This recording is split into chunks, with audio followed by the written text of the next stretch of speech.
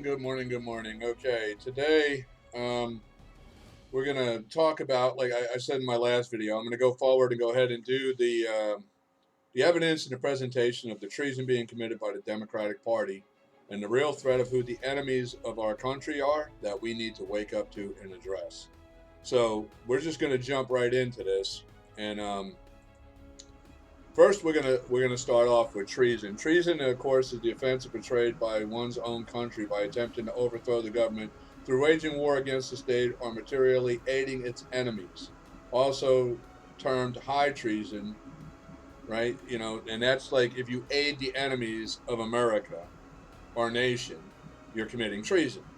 And I'm alleging, and I'm going to state the facts, that the Democratic Party, which I said in my last video, if you didn't watch it, but just so in brief, the Democratic Party was founded in 1826 out of that of what was known as the British Loyalist Tory, who had been the enemies within our country since the founding of our nation. They were the British Loyalists.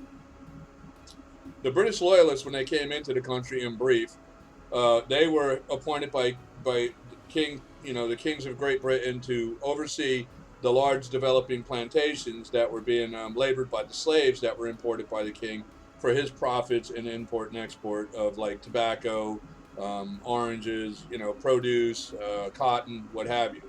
And when we claimed independence and we took the country from Great Britain, the Tory, who were the appointed kingsmen, who managed those large plantations in the South, they claimed the southern lands that they were managing as their own property, and with it, they claimed the slaves that were laboring them as their own property. And overnight, with the War of Independence victory, the Tory Democrats of the South District areas of the farming plantations became the largest landholders and the biggest slaveholders in the nation. As things progressed, I'm pretty sure, I believe most in school history, I believe they taught that the Tory British loyalists were a civil upset going on, a civil constant battle going on between them and the Patriot Republican Americans. Since the founding of this country, they were tarring, feathering each other, hanging each other, shooting each other, constantly at war and a battle. And this war waged for the good first part of the 90 years of developing this nation, up until the point that they formed the Democratic Party in 1826. They formed the Democratic Party in 1826 as a pro-slavery party to fight for the rights of themselves as slave owners and to expand slavery across all the states, because in the original founding of the United States of America, they were abolishing slavery, starting with the first state to abolish slavery, Vermont, in 1777, which progressively led to all the original 15 colony area, the original colony area, and the 15 states in that colony area, becoming by 1860, they were the free states, and the only place there was slavery was in the Democratic-controlled southern slave states. The Democrats never, if you watch my other video, they never actually swore an allegiance to the United States. They always remained loyal to Great Britain and that of themselves, in an elitist pursuit of that of a democratic democracy, of a slave nation. And we know in 1861, the Democratic Party members caused the Civil War of 1861, which they lost by 1865.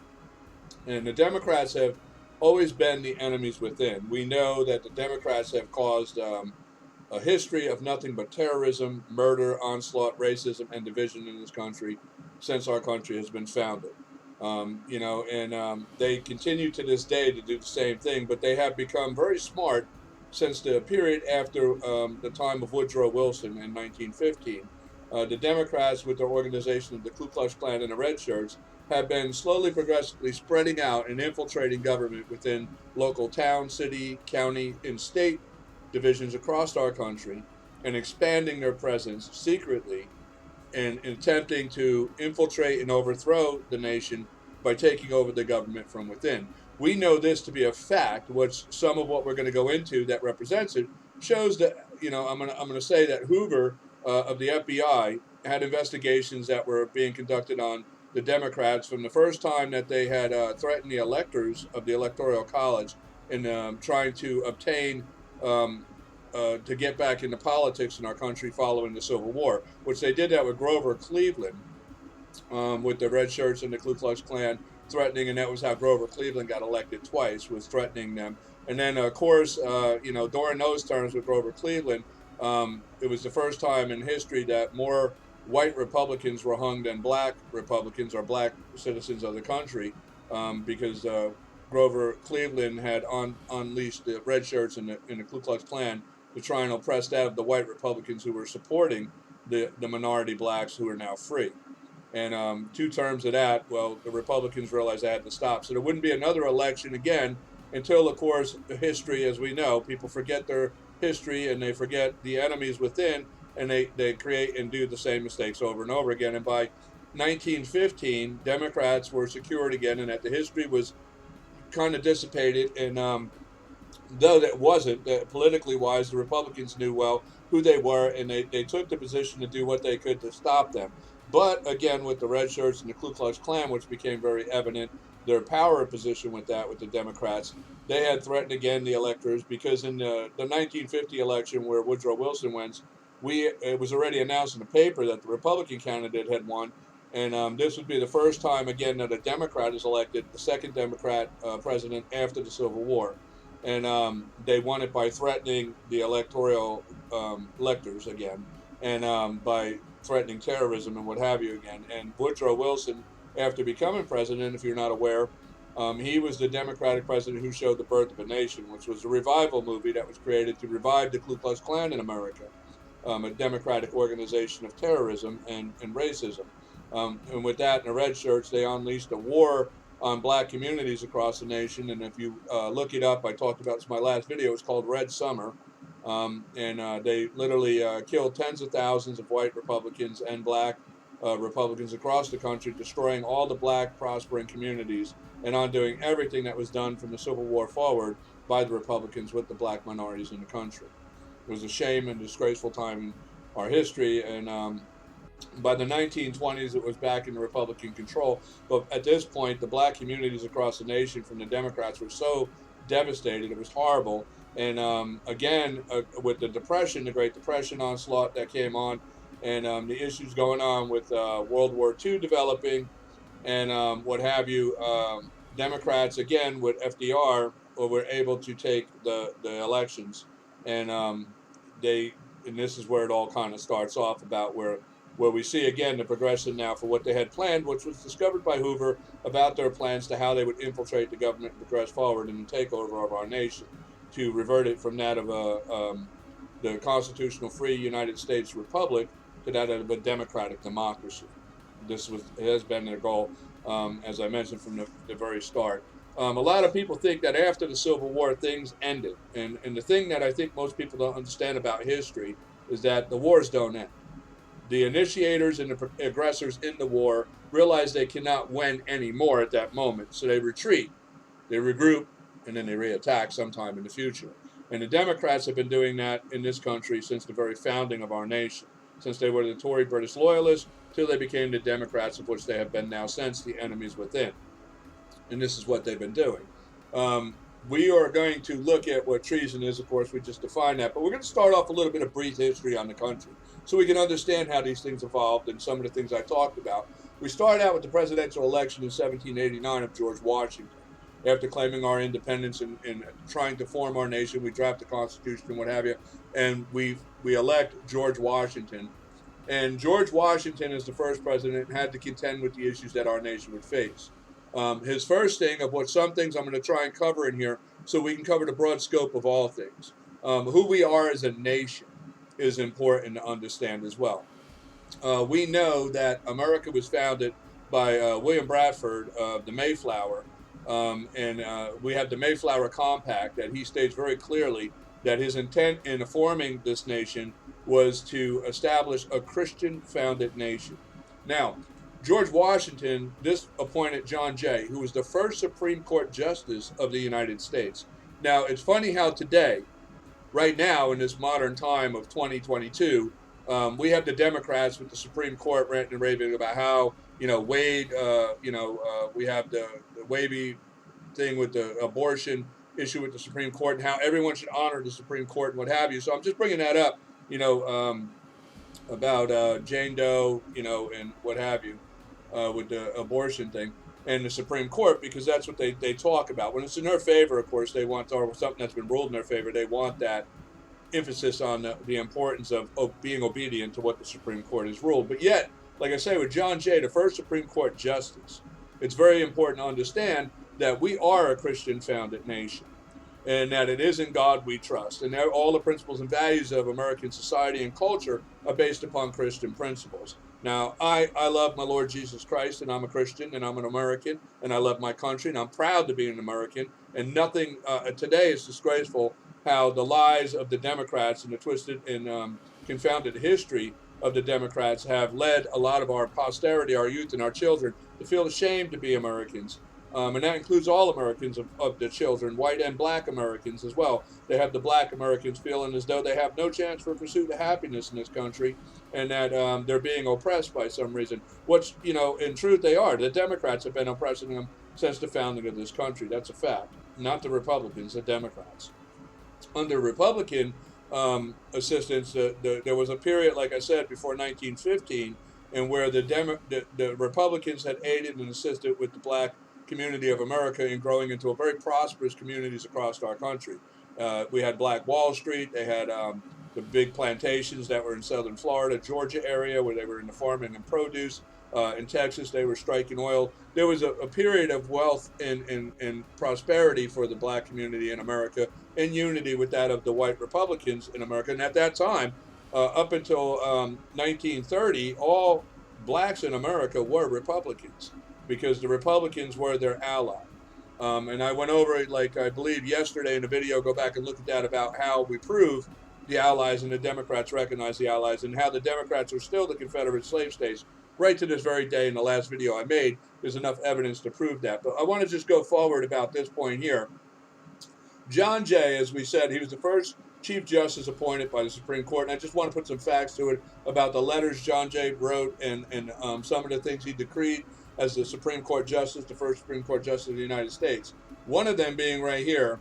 John Jay in 1821, he said that they who regard these societies as deriving their origin and success from the author and giver of the gospel cannot forbid concluding it to be the duty of Christians to promote the purpose for which they have been established, and that it particularly incumbent of their officers to be diligent in the business committed to them. Meaning that those who we entrust in government should be conducting themselves on Christian principles. We also see where John Jay here decrees in 1816, he said, "Providence has given to our people the choice of their rulers, and it is the duty as well as the privilege and interest of our Christian nation," which you can see right there. The first Supreme Court Justice declares our nation a Christian nation. And he says, "in interest of our Christian nation, to select and prefer Christians for their rulers." So it was ruled by the Supreme Court Justice, the first Supreme Court Justice of the United States, that one, we are a Christian nation, and two, the American people are obligated and obliged to elect only that of Christian leaders in our government. This is why we have never had anything but Christian leaders in our government, because until we forgot our history and we forgot these understandings of these rulings and why these rulings are so important. It was because of these rulings and the order and the establishment of the original founding of America and how it was organized that we were able to maintain our freedom and become one of the most prosperous and industrial nations in the world with what we have achieved in such a short time of our nation. Now in this current day, only 246 years new in the world. Okay, and we're just going to go a little bit forward right here. I also want to mention about George Washington. We have these atheist, ungrateful, idiot fools that are in our country who try to say that, he was a deist or something they call it, or like an atheist, or he was just a man who didn't believe in God. But let me tell you something. In all the letters you can see between John Jay and Washington, Washington says here, "Ideal of we would to God that wise measure may be taken." I'm just pointing out here so you understand. George Washington references God and province, which in that time was as well speaking of God many, many times. Here in another letter, this letter was from George Washington to John Jay, and the same one would to God that wise measure may be taken in time of avert and consequences we have but too much reason apprehend, but I'm just pointing to reference where he references God in these things. Here, Washington says, would to God a like spirit would diffuse itself generally into the minds of the people of this country. You see, he speaks often of God. George Washington was a very godly man. Would to God a like spirit would diffuse itself generally into the minds of the people of this country.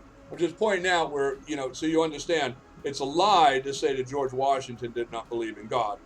George Washington, in truth, I'll tell you a quick story. You do due diligence on it. I like when people do their own due diligence because then you don't have to question me. You find out the truth for yourself. I assure you, everything I'm going to tell you is the truth. Do the due diligence and prove it to yourself. And if you think anything I say is not the truth, there's a comment box below in this. You can go ahead and make your comments there. I won't run from any debate with anybody. We'll talk about that and we'll face that reality. But I can guarantee everything I tell you is the truth. But so, like I say, I wanted to say George Washington. There was a period one time between George Washington and the original establishment. Back then the president actually fought, and he was fighting in the battles with the Indians wars. Prior to America and what have you. And it was a point he was up on a hill, and the Indians recalled this shooting at him. And after this battle was over, he had multiple holes through his jacket, but not one bullet hit him. And he had wrote a letter to his brother asserting that he believed that he was divinely protected by God. And he expressed his true faith in God and trust in God at that time. And he has done that many times later. Sadly, his wife burned most of his writings in fear of that men would mock him for his faith and belief of the things he wrote. But those writings and letters of what we do have are more than enough to show his true faith and sound faith in God Almighty, and that in the faith and establishment of Christianity as the foundation of our nation.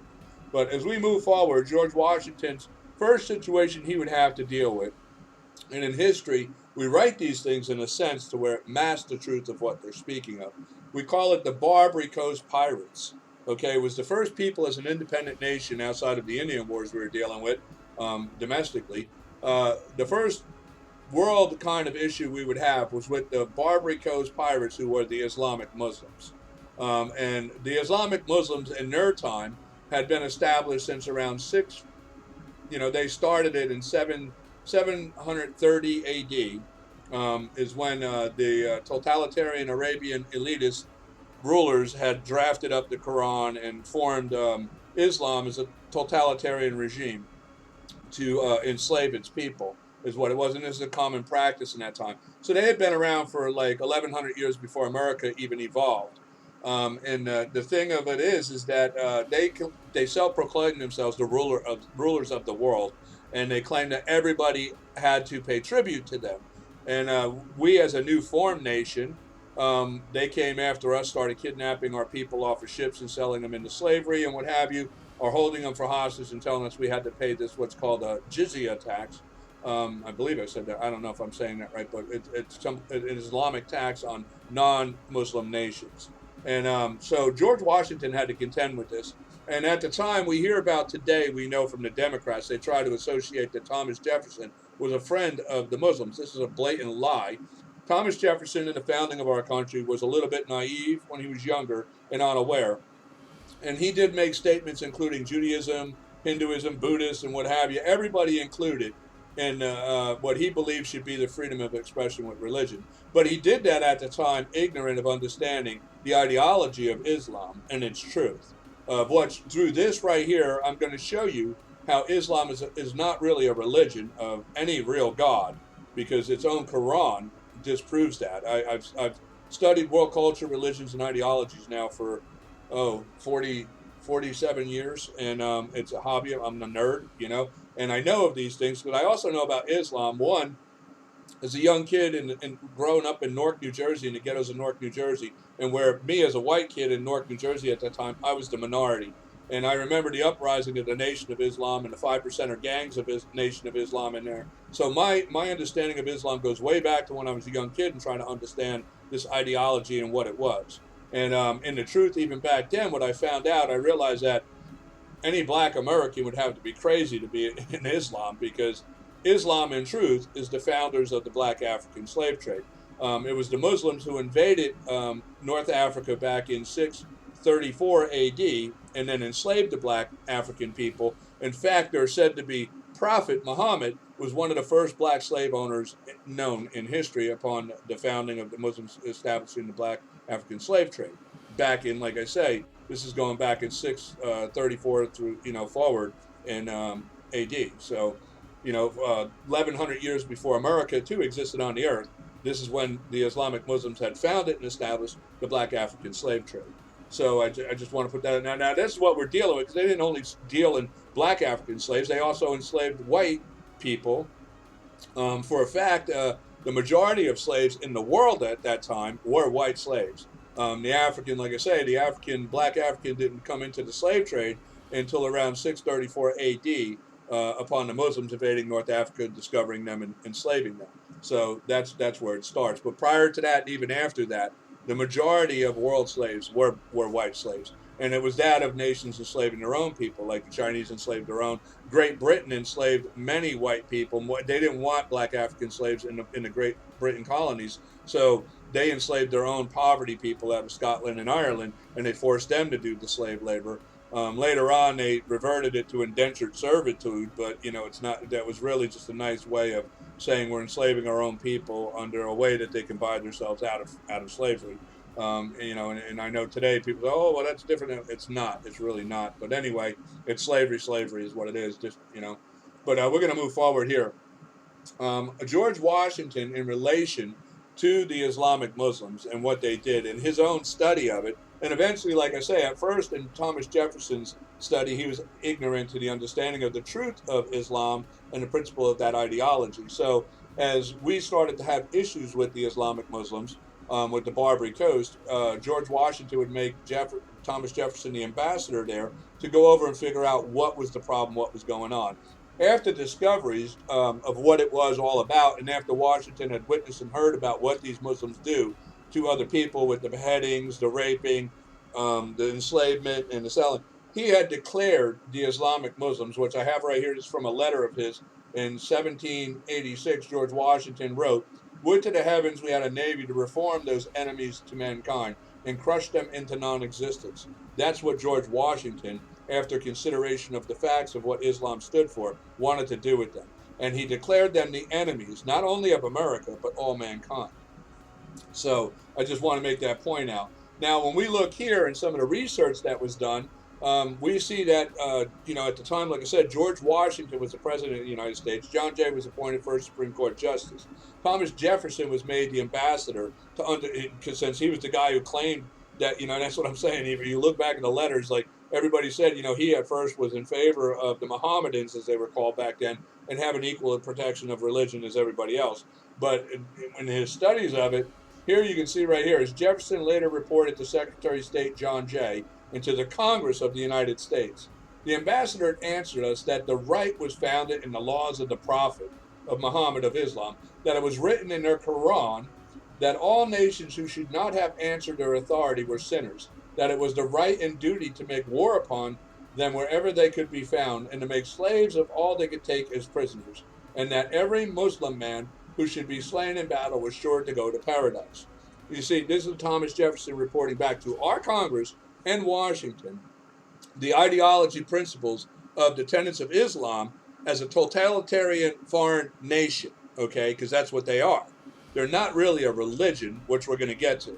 And I have these debates in many of the Islamic forums, Christian versus Islam kind of forums online, and I've spoken in these forums to people in Africa and around the world, China, and what have you. And I've been doing that for a long, long time. And I have my arguments pretty well. And they know the facts when you read the Quran, you study Islamic history, and you look at world history and their part in it, you understand that back in that time, there was many religions and ideologies coming up with demigods and fake gods and what have you. And these all became a practice of that of like the totalitarian dictators using the religion as a way to enslave the people, and then by the religion through the fake god they would have, ordaining themselves as the authority of that nation as appointed by that god, which would then make it where if the people speak out against him as blasphemy, they kill him, right? And this was the main thing of all then fake religions and ideologies, like with the emperors of the demigods of China, the emperors there, and you had the pharaohs, the demigod pharaohs of Egypt,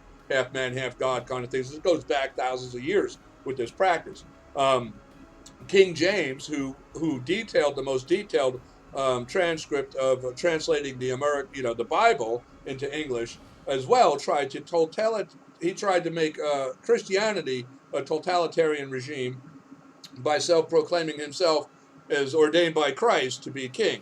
And he corrupted a lot of the Catholic Church with those practices and tenets, and that was part of where America came from, was where William Bradford and what was known as the Puritans fleeing the oppression of King James, because after he gave everybody a Bible, and then the cruel and way he was treating people, and he was trying to, like I say, he was trying to totalitarianize, if that's even a word. I don't know. I might have just made one up.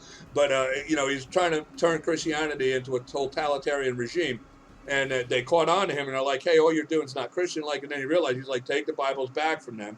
And then he ordered the church to only have to say to the people that he didn't want them reading the Bible on their own anymore, so they couldn't judge him, and they wouldn't know if what he was doing was right and wrong. William Bradford and his family and friends of those of true Puritan Christians came here to form a Christian nation that would have true Christian freedom and liberty on the pursuit of the natural laws of God as are self-evident.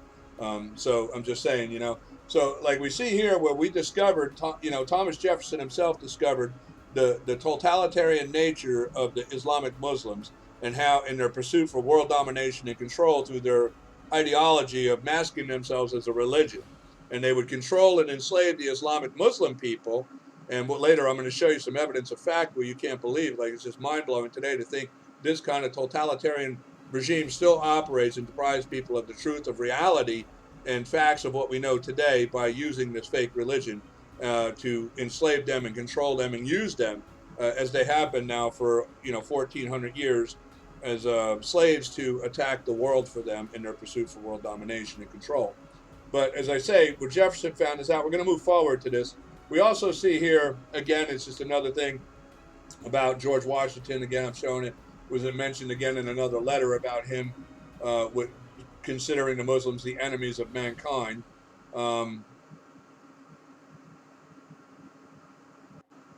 Okay, and in here again it speaks as well, Washington signs the naval agreement. This is in reference to, because like he said, should we have a navy? He signs the Naval Act of 1794 to form the Navy, when we realize the threat of these people and what they are to our people. They were capturing our ships and enslaving our people, demanding ransom. If we didn't pay the ransom, they would sell our people as slaves. So, this, and then he mentions in here, the alliance, too, was becoming precarious as the French Revolution obtained new excesses in the course of violent efforts to rid the country of revolution's alleged enemies. And it's just another thing about but this is mostly about the authorization to the Navy and getting Congress to approve it. Our next president, John Adams, would as well pick up where Washington left off with the crisis. Washington eventually, because we didn't have a Navy to go deal with it, we had to pay this Islamic tax on non-Muslim countries for a bit, and until a Navy was established, and then that was passed off to Adams. Now it's funny, because we see right here more studies that took place when Adams gets in, and as well with Thomas Jefferson. Jefferson becomes president, and him and Adams are the ones who pick up the events of what happens from Washington going forward. And here we have the Persian in his emissaries asserted that the Holy Quran not only allowed but made it the right and duty of Muslims to make war upon infidels that they could find, and to make slaves of all they could take as prisoners. You see, so this was more research being done and being founded and passed on to John Adams, and then eventually to refresh this page. Okay, it's gone. But eventually to Thomas Jefferson. And then Thomas Jefferson, when he becomes president, like I say, we heard in modern time from the Democrats, of course, because they're allied with the Islamic Muslims. And the reason why they have an alliance with the Democratic Party, which most aren't aware, is because, as I said, the Islamic Muslims were the founders of the Black African slave trade. They had been in control of the Black African slave trade since 634 AD.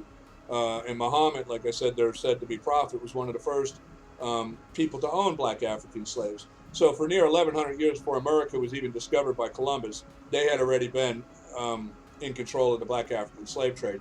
All the 90% of the slaves that were exported into America from Africa were bought from the Islamic Muslims. Like I said, they controlled the black African slave trade. They pretty much controlled all world slave trade by that point. By the point of the time of America getting discovered the British kings at the time trying to establish a nation here on this continent. Like I say, 90% of those black African slaves imported into America were slaves that were purchased by the British kings and the Tory men, and those of the people who managed the southern plantations for the kings of Great Britain. They bought them from the Muslims, and the Muslims are the ones who shipped them in. They even had the big ships. They showed them how to do it. They showed them how to, control them and what have you. It was the whole thing, and Jefferson became aware of these things, and now we know the Democrats. They try to say that Jefferson was a friend of the Muslims. Like I say again, we have the thing where I just read that statement, but we go here. We see the commander-in-chief of the Barbary pirates, right?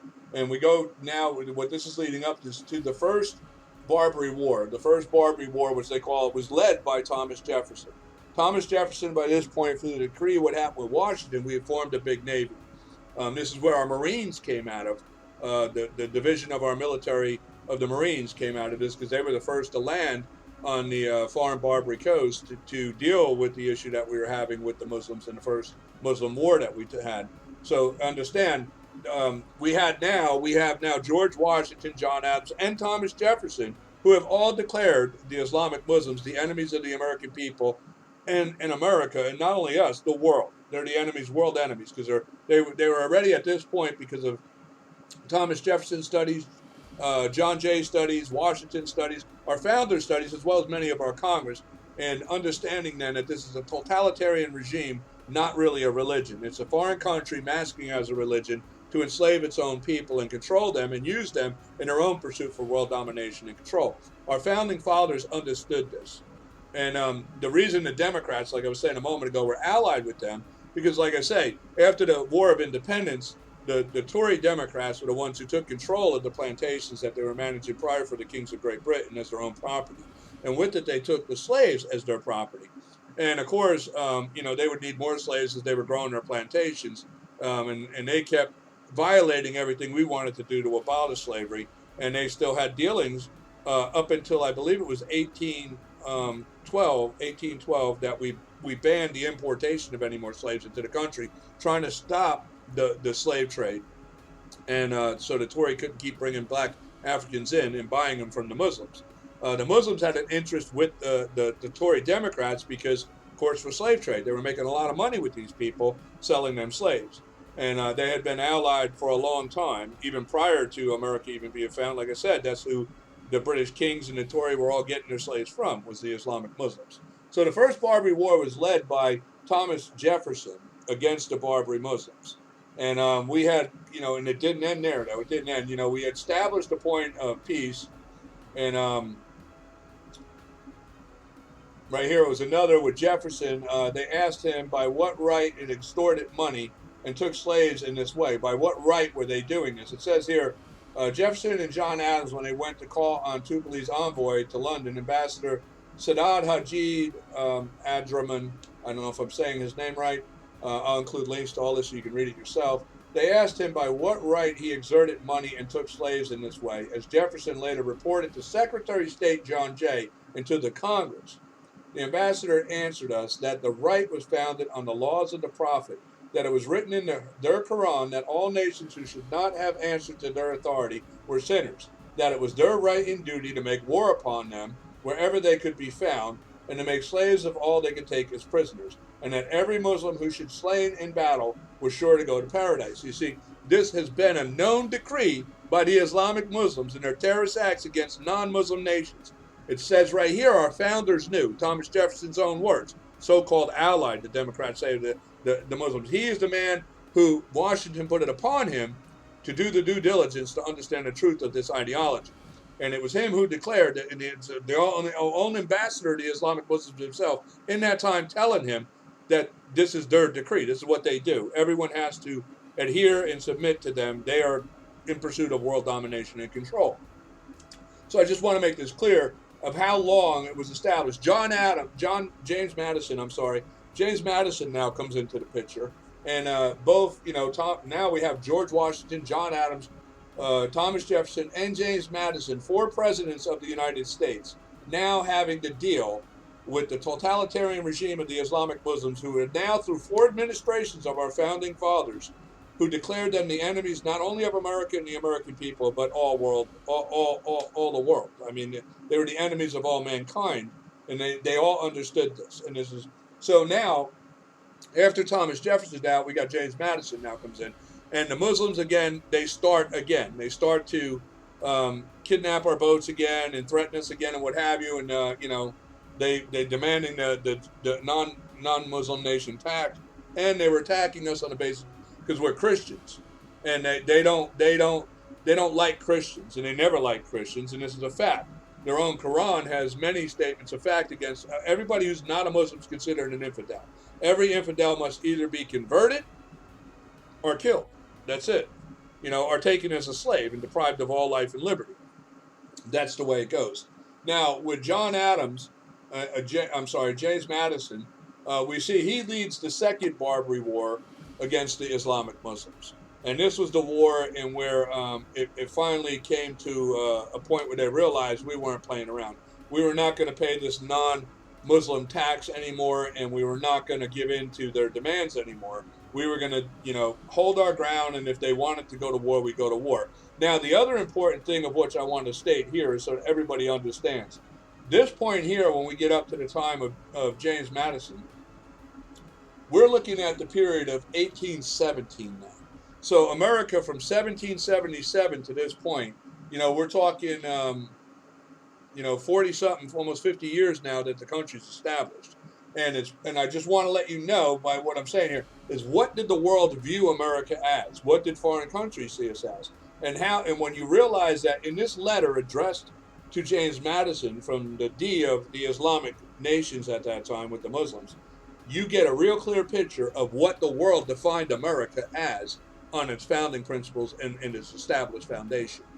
And I want to read this to you. With the aid and assistance of the divinity and the reign of the sovereign of Salam of the world, powerful and great monarch, transactor of all good actions, this is the guy talking about himself, King of kings, supreme ruler of the world, emperor of the earth, emulator of Alexander the Great, possessor of great forces, sovereign of the 2 worlds, and of these, king of Arabia and Persia, emperor, son of emperor, and conqueror of Muhammadan, may God and his life with prosperity and his reign be everlasting and glorious. As you can see here, he's making it clear to James Madison, he is ruler of the world, he's a Muslim.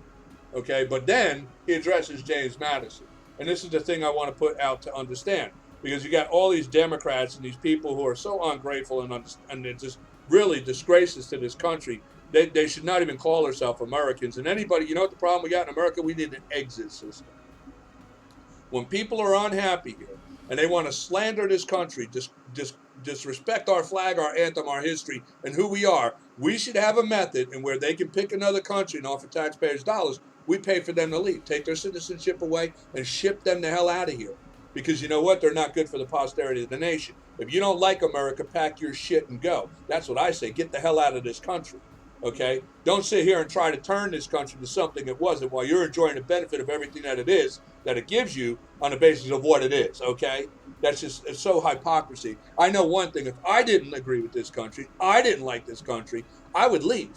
You're a coward ass if you're in this country and you don't agree with it, and you don't honor and love and respect the principles and values it's under. What kind of goddamn coward ass fool lives in a country? They're like, oh, I feel so. Get your ass up and pack up and leave. That's what I say. But anyway, back to what I'm saying. So here it says right here, may his government be happy and prosperous. To his majesty. Listen, he's addressing James Madison now. And this is how the world, all the rest of the world, considered and viewed America on what we were known to the world as. And this guy expresses it in this letter very clearly on what people of the world outside America viewed our nation as. And it says here, may his government, okay, let's see. So to his majesty, the Emperor of America. So he considers him the Emperor of America. Its adjacent and dependent province and coast of wherever his government may extend, our noble friend, the support of kings of nations of Jesus. You see this? The pillar of all Christian sovereign, the most glorious amongst the princes elect among many lords and nobles, the happy, the great, the ambient James Madison, Emperor of America. May his reign be happy and glorious and his life long and prosperous. Okay, but you see here, they declare as well in recognizing that America is a Christian founded nation and that we are the Christian pillars of all the world. So anybody who wants to say we're not, understand the facts of history, say you're full of it, you don't know history, you don't know what you're talking about. Okay, and then too, like I said, if you really don't agree with it, you don't, pack your shit and leave. There's a whole world out there you can go to of totalitarian, dictatorial, freaking atheist, no good, evil countries that'll fit you just fine if you don't like America. But America ain't changing what it was founded upon because it was born. The principles and the foundation we are founded upon is the blessings by which God makes possible who we are as the greatest people on the earth. Okay, and if you don't agree with that, pack your shit and leave. That's all I got to say. Really, pack your shit and leave. Now, as we go forward here, like I say, what is Islam? This is where we got to get down to. What is Islam? And I'm going to tell you what, I've studied world history, culture, and religions and ideologies now for, like I said, over 40 years. And I'm pretty aware of, the truth. All I care about is the truth. And I'm going to present the facts to show you. When we consider what is Islam, it requires that we take a look at what is the tenets of it, right? And what is it they believe? And what we have in those things, and right now, mind you, I gotta get another screen ready for this. So while I'm chatting you, if you see me, I'm trying to get this ready, so we can so I can bring up the files I want to show you because I gathered up some things for evidence to kind of put it together and show you some of the things. Some of the things I want to say first off is Islam is a totalitarian regime. It was back in like seven.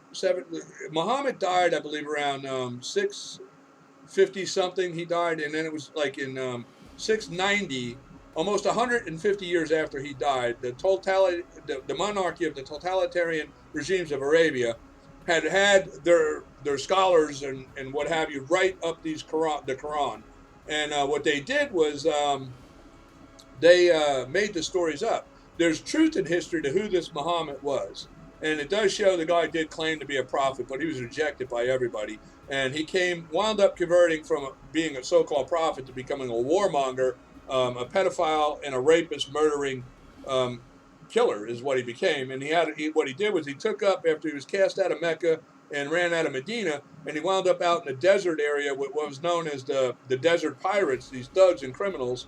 And they came back with them. He started leading them, came back, and they pretty much came back and waged war against all the people who rejected him. And he started force converting people to have to follow his way by threat of death, which if you didn't, you got your head cut off. So, I mean, it was a barbaric time, that was, everybody knows in those times were barbaric times. And this is the room. But eventually he got poisoned by a Jewish woman who tested him against the statement of Jesus saying that, he who comes in the false name of God is supposed to be immune to even poison. So to test him, she had put poison in his food, which to them proved he was no real prophet because he died. He died and he failed the test. And so that was it. He was forgot about for like 150 years until the totalitarian monarchy Arabians redug him back up, and then they formed they did it to form a religion and create a fake god to self-proclaim themselves the authority by this god, so they can enslave all the Arabian people and convert them to their new order of Islam power. And this is known when you read the Quran. Anybody who's, it's funny because I know Muslims, and I after having talked with many Muslims, and I actually had a period back in 1988 and 89 where I actually had to live among a pretty big Muslim population, and I witnessed how to convert and threaten people and what have you. And the whole time I was among that, they tried to, but wasn't going to work, and I was proud proud ass American and Jesus loving American, and I love my values, my principles, and my Lord Jesus, and they weren't going to convert me to nothing. And I knew my ground. I stood my ground, and I was able to convert a lot of people who actually fell for their spiel of BS back to Christian.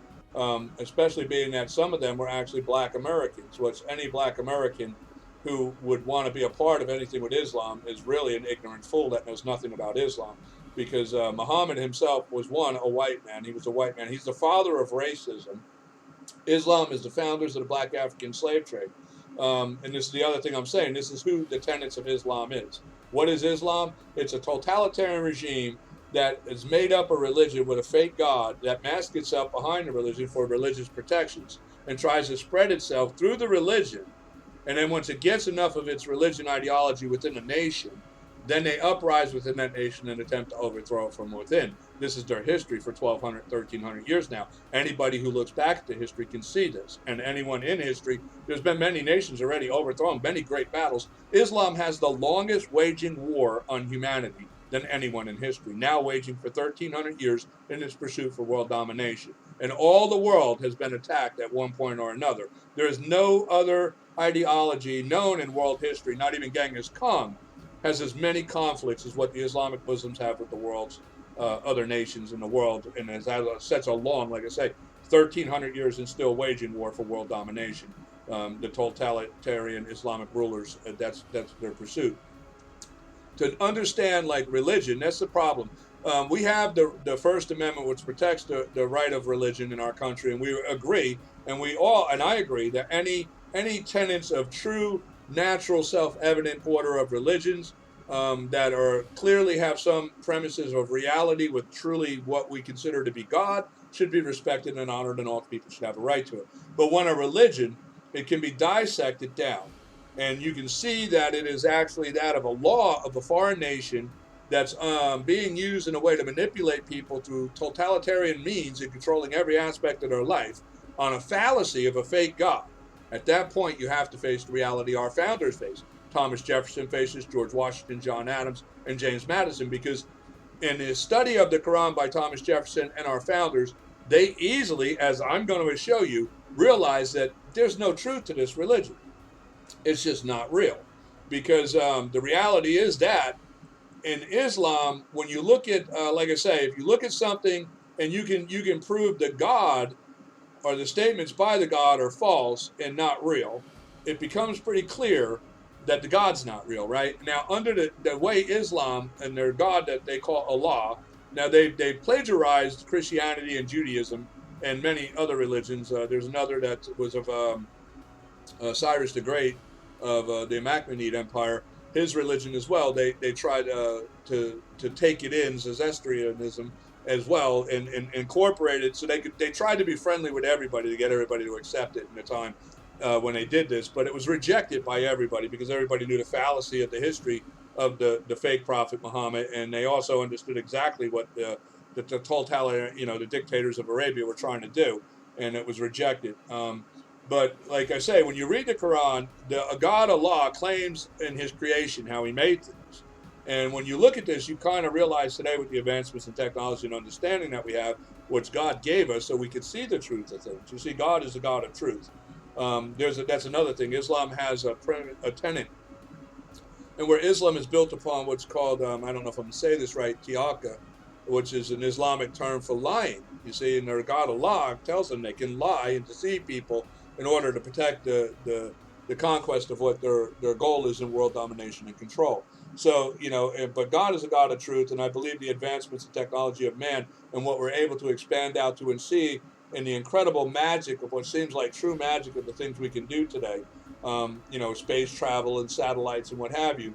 We know what the world looks like. We know what the universe around us is like. We know what the sun is like. We know what the planets are like. And we can see the architecture of the design of this universe and be able to tell if how God says He created things, but if He's very detailed like they are in the Quran, if they're right or wrong. So very quickly can we realize that Allah is definitely not God, because God would not make the mistakes like are made in the Quran.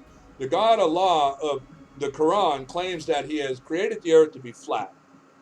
He has further claimed that the earth is fixed and it doesn't move. it's flat, and that he placed the mountains on it as pegs to hold it still so it does not move and shake. Okay, and that underneath the earth is a murky. I'm telling you the truth here. Is a murky, and I'm going to prove it to you. Is a murky stream, like a puddle, that the sun teeter totters, like the sun and the moon. They teeter totter. They go back and forth. The sun sets in a muddy spring under the earth, and when Allah commands it to come back up for daylight, it comes back up and shines on the earth. Then it goes back and rests in its place, and the moon comes up. And this is what he says. He also says, he put the mountains from up top to hold the earth firm as pegs so it does not move. And by Quranic or Islamic history, the earth is the center of everything, and everything evolves around it. And according to Allah, He has built 7 heavens above this heaven, our heaven, one, 7 above, and 7 earths of the like ours that are below. Okay, and that shooting stars. This is the other thing. I mean, they brag about this stuff in the Quran, to where they say it's braggadociously, like when they wrote this, they want to make it like fascinate people. Look at how much this fake God Allah knows, and he wants to impress people. So he claims that shooting stars are missiles that Allah is actually throwing at jinn or devils who are trying to listen to his secrets in the 7th heaven. This is what it says, people. I ain't making it up, and I'm going to show you it says that. And the Prophet confirms this many times in his Quran and his writings and what have you. And supposedly, at the time, of course, when the totalitarian dictators of the Arabs were writing this and telling people, in that time we didn't know if the earth was round or flat. Many people believed in that time it could be flat. But God would have known, and God wouldn't have made these mistakes. And if the man was truly a prophet and speaking with God, God would not have given this false information. So we can quickly determine that this is not something of true inspiration by the true God of all nature, who puts the laws of nature as they are, that grants on humanity its self-evident rights, is what we declare in our Declaration of Independence as the self-evident of God by in the laws of God, as placed by nature's God. So, I mean, it becomes pretty clear God would not make these mistakes, which makes very clear that if this is the God that supposedly told us, said to be prophet, he said, well, obviously he's not a prophet, and then the whole thing falls apart. But understand, they know it's fake. They keep these people indoctrinated with this totalitarian ideology to control and enslave them. You see, totalitarianism, which I believe, I don't know if I'm at that point, totalitarianism, let me just see if I have anything on.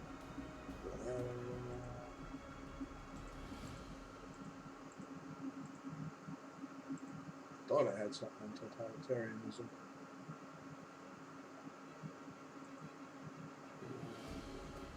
Yeah, right here. Okay, totalitarianism is what it is all about, really, with like Islam. It's control. They control what the people can eat, what they can't eat, how they'll dress, how they'll marry, what they do for a living. It's a socialist kind of formation of a foreign nation. Only the Arab elitist ruling royal families are rich and wealthy off the nation, and the rest of the people are assigned their duties and jobs to what they're going to do. They're slaves. Pretty much they're slaves. And in fact, Muslim means slave. That's what it means. It's one who submits to Islam, and you're a slave to Islam. And the rulers are the ones who are the kings and what have you of Iran and Arabia and Egypt and what have you. These guys are the elitist authorities, self-proclaimed authorities, and they control everything, and everybody labors and works, and then they get the benefit of it. It's a totalitarian regime. They use the people as they've been using them now for 1,300 years in wars to attack other nations, weaken other nations, use them to terrorize other nations, to extort them of money.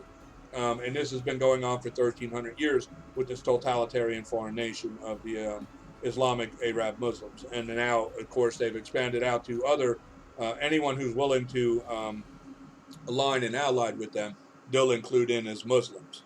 So, and then the elitist of other nations that come on board, like you have some right now, because we still have the monarchy going on with the Queen of Great Britain, right, the United Kingdom over there, which now is called Great Britain, but it's the Queen's still there. And if you don't think, we think they're our allies. Trust me, these people are like the monarchy of the Queen.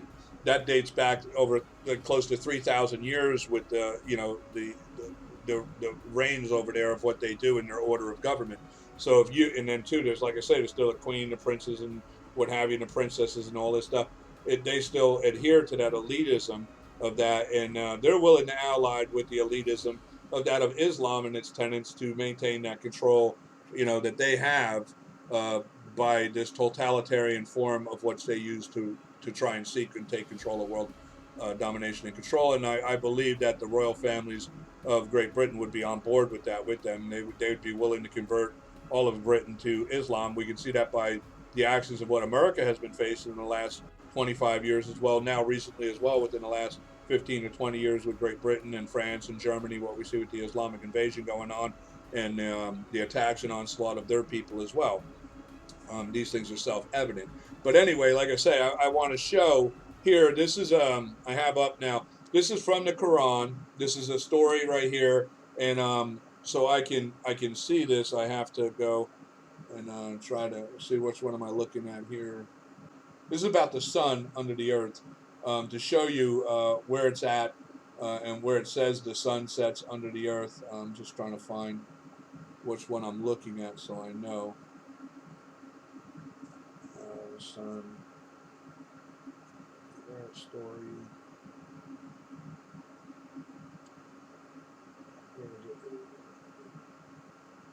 Okay, well, this right here explains. I don't know. I imagine you can see that he's telling a story about where the sun sets, and it's documented in the Quran. Not only does he say it there, there's another story in where he says it, which I'm going to bring up now, so we can go ahead and further see it. Just so you understand the things that I said are true. We'll take, for instance, where's it at? I'm trying to look at that.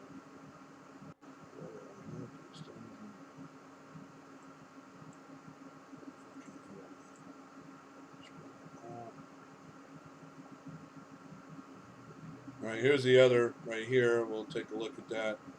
This is again the story. Here he tells another companion to confirm, because the Muslims today realize that they've been changing the Quran. Islamic Arabian language has more words than near any language in the world right now of any nation, because they have changed the meanings of the Arabic words so many times, and there's a complete abrogated Quran. And trying to correct these big errors that the fake God Allah makes and trying to make sense of it, they literally change the meaning of the words to tell a completely different story. So they deny, that in the first story, that Muhammad doesn't mean literally that it sets in a muddy puddle under the earth. He's just saying it appears that way. But then in this story, you can see again, he tells another one of his followers, and asking him, "Do you know where the earth, the sun goes?" I'll read it to you. I'll just read this out to you. He says, "Once I was with the prophet and a donkey on which there was a saddle, a piece of velvet that was a sunset. He said to me, 'Do you know where this sun sets?' I said, 'Allah and his messenger knows better.' He said, 'It sets in a spring of murky water. Then it goes and prostrates before its Lord, the exalted and mighty and ever majestic, under the throne.'" You see, and then these are the things that depict under the throne, the flat earth kind of. This is the way the Muslims think about it, and that the sun goes under and sets in a muddy puddle. And this is what they're saying. So again, you can see here, he literally says this. Now, mind you, I know this sounds ridiculous, and the reason I'm telling you is because what you don't understand is under a totalitarian regime as such as what the Arabians are to this day, and why we've never had any kind of alliance or allegiance with these people is because we understand what the cruelty they do. They indoctrinate the Islamic people in their countries to believe this. They teach this, they indoctrinate. They keep them ignorant to the reality of what we know of space technology and advancements in science today, of the truth, so they can keep them fooled because, of course, they can't let them on to the truth because then they're going to realize all of Islam's fake and they will no longer have authority over them.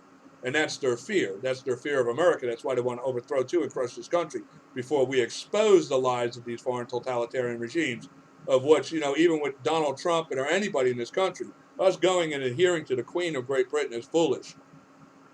There is no special-blooded elitist people in this world, and those kind of old ways need to go. And we need to get real for the sake of all humanity and our posterity going forward and humanity itself. I mean, we just got to get real, okay? And honoring or entertaining or respecting anything like that as an American is foolish. We never did it before. We should never do it again because it's not right. It's a totalitarian method of monarchies of controlling people and enslaving them to that of a self-proclaimed elitist form of governing rule, of self-proclaimed authority.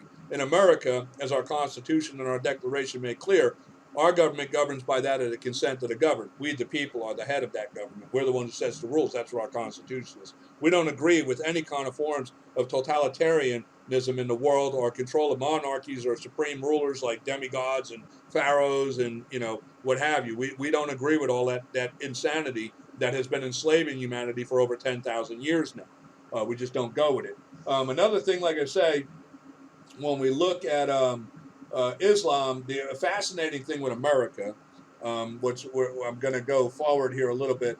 I want to go now back to here. I'm going to show you something here. This is a video, an actual video of a man who is a doctor in an Islamic country.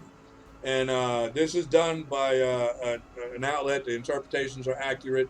And this guy is arguing with other outlets that they need to concede and respect and honor that Islam and the Quran and Allah says the earth is flat. And that, we are committing adultery against God and blasphemy by saying it's round or not admitting to this and respecting Muslims. So I'm going to play this and you can watch this. I'll include links to this so you can all see this.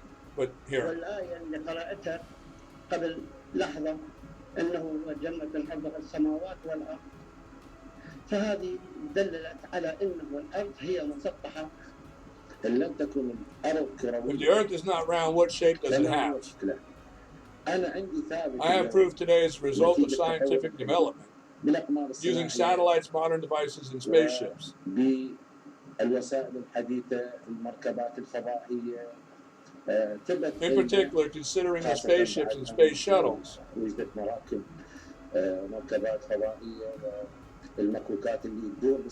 that consistently circle the Earth, and some have left Earth for the solar system. I'm interpreting for you what he's saying.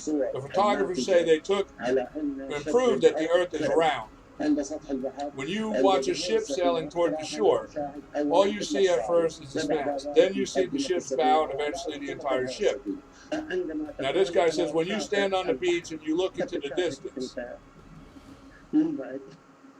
everything you see is in the visible distance. In the blurred distance, you cannot see a thing. Later on, as the ship gets closer to the shore on the harbor, you see its upper part. How do you see it? The eye, as I have said. So far, no doctor has succeeded in understanding how the eye works. Muslims are deprived of knowledge, as I said. How come you see things so as round when they are in the blurred distance, but when they get within visible distance, you see them as straight? It happens the same way when we stand. So what I'm saying is this Muslim believes the earth because that's what the Quran says. And I'm going to show you more evidence of this. He actually believes the earth is flat because that's what Allah, the Quran says. That's what the Quran has been teaching for 1,300 years.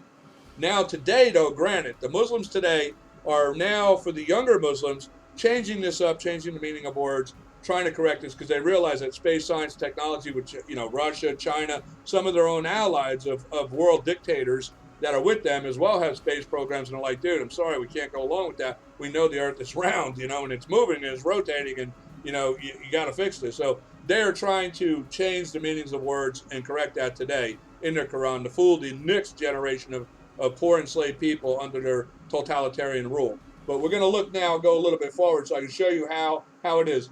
This is a video, an actual video, and I'll read what it says in the interpretation, of an Islamic Muslim child who had been told by and had access to, of course, one of our educational books that kind of, I'm trying to think of how to say it, explained to him in a way where he realized or was led to believe that the earth rotates, because also in the Quran it is said that the earth does not move. It's fixed in its place. It does not move, and that it doesn't rotate, or it's fixed. It's like pegged down with mountains.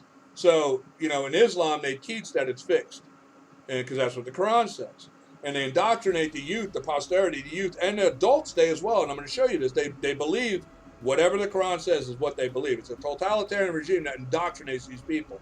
And they use this fake ideology of a fake God and a fake religion to control every aspect of these people's lives. Like I said, they control how they dress, what they eat, when they'll marry, what they'll do for a living, when they'll pray, what God they pray to, and in many cases of terrorism acts and what have you, when they will live and die. And then they use them in a way of like what they've been doing for 1,100, 1,200 years now to infiltrate other countries, grow a population of Islamic brainwashed Muslims in that country, to rise up in the country, cause terrorist acts, or to force the country by rising up inside to submit to them and they overthrow the country. And it's been going on for 1,300 years now. But we're going to watch this here. Is a child in an Islamic state being told by the teacher, indoctrinated, to understand that, we are lying to them and all the world's lying to them. The Quran says the earth is fixed and does not move, and that's the law. That's the way it is, and that's what you have to believe. That's what he's telling the kids. So I'm going to start this and we'll read it. This is the winter season. The earth has spun. It's on the other side now. Direction of the earth is toward the other side. Toward the moon. Where is it gone for it to? It's gone to the other direction. It keeps rotating, so other countries should have their turn for summers. The earth is rotating? He says, yes. The earth is stationary, son. The earth does not rotate. The earth does not move. But we are taught in geography that the earth revolves around the sun. This logic is incorrect, son. The theory of science is not correct. The true theory is the one of the Quran and Hadith. Of course. Allah Hazrat, the Imam of Sunnah, has proved that the earth is stationary, because the Quran says so. I.e., the earth does not move. There's a good word for stationary in English, static. The earth is in static position. It does not move. Now, the reason that, pausing here, he's saying this in English and partly, this kid left the Islamic States, went to school in America, came back, and now he's in the Islamic State. And they're trying to correct the misteaching of us on this kid about science, explaining to him and telling him that the sun goes around, the earth goes around the sun, and the sun doesn't set in a muddy puddle. But now he's questioning, and now watch, he'll tell him how it has to be.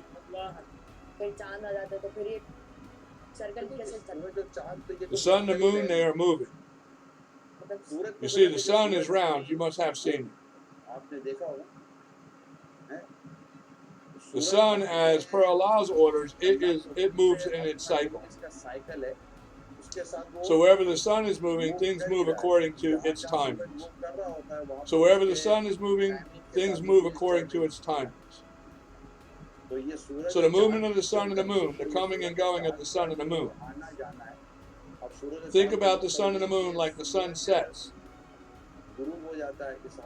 So if the sun sets here, it must be rising somewhere, yes?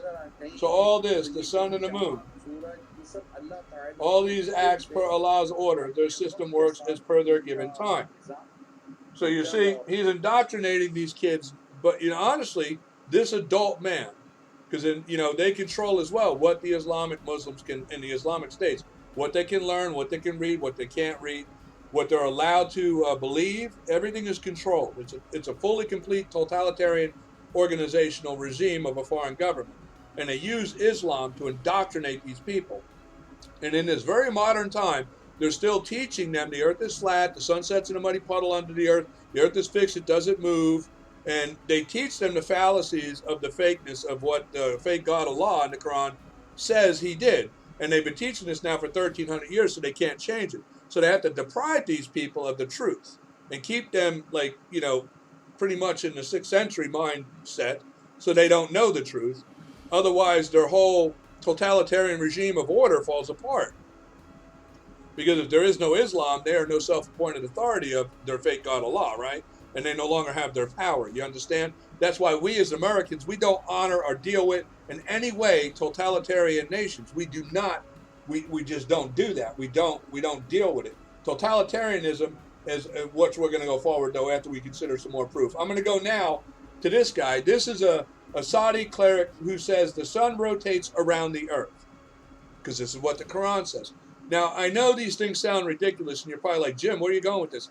I'm trying to explain to you that adults in another country controlled by a totalitarian Islamic regime of Arab self-proclaimed elitist authorities are indoctrinating people to believe this using the fake religion of Islam. It's a fake religion with a fake God. The evidence of facts of what I'm showing you prove this because this is what their Quran says.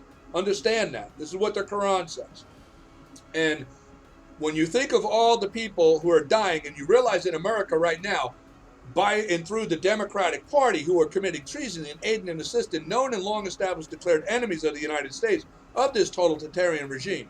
The Democrats have been selling out town, city, county, and state positions in elected government through their Democratic Party to allow these Islamic Muslims, agents of the foreign totalitarian regimes of Islam, to come into our country and take elected positions up in our government in an effort to infiltrate and overthrow us from within. And this is a fact, because this is the methods they've been using for 1,300 years. And anybody who studies history and world history and religions and cultures knows this fact, okay? And that's what the Democrats, they've been selling us out and committing treason, aiding and assisting the enemies of America who are looking and seeking, to come in. And right now, as a result, which we're going to get into with the Democrats, that's what it's all about, the aiding and assisting of the enemies of America, the acts of treason that are going on, that are a threat not only to every American right now, but our posterity, by the very things that they're allowing and bringing in the enemies of our country to our own country through their Democratic Party platform. We have to wake up to this, people. But as I say, understand, I don't hate Muslim people. These people are victims of totalitarian regime of Islam. Okay, this fake religion. These poor people are deprived of reality. They don't know the truth. They are not allowed to learn the truth. It's not like America in these countries that are controlled by these totalitarian dictators. These people control what they can and cannot read. They control what books they're allowed to have in their country and what they're allowed to see. And in all honesty and truth, I'm telling you right now, an evidence of fact I could present later, but if I was to present it right now, I would have these things removed because they're graphic. There are people who get beheaded for bringing in Bibles from the United States or science books from the United States. You get caught with that, you can be killed. You will be publicly sentenced to death. And it's no joke. That's how harshly they've ruled these nations, because you know what a threat it would be if the Islamic Muslims were to find out they've been being lied to for 1,300 years, and that in truth the earth is round and it rotates and it moves around the sun and the sun is the thing, and it proved that their God was fake, and they've seen that they've been nothing but made fools of for 1,300 years by these totalitarian Arab Muslims leaders. They would rise up and do, like you see what they did to Saddam Hussein in Iraq. That's what they would do to these royal families. They would literally go and hang them, because they would realize how much damage and harm they've done and how much they've been deprived of life and liberty under the true God, because it would be self-evident to them their God Allah is a fake God by these facts of evidence. And that's what I'm saying. Now listen to this guy. Someone is asking whether the earth moves or whether it is fixed in its place.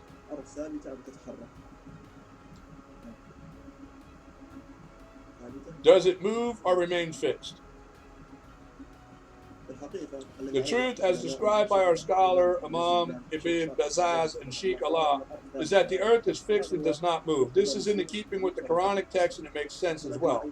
There's a simple Quranic evidence that it is the sun that revolves around the earth, as evidence based on the Western presents all kinds of theories, but we Muslims have brains and theories too. First, let's say that we go from here to Shanghai airport and take a plane to China.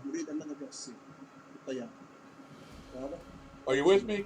Concentrate now. Let's say that this is the earth, and let's assume this is the plane. If we take an international flight to, you say that the earth is rotating, right? If the plane stopped in midair, wouldn't China come to it? Am I right or not? You see, this is the thinking. This is the thinking. And I'm going to show you real quick.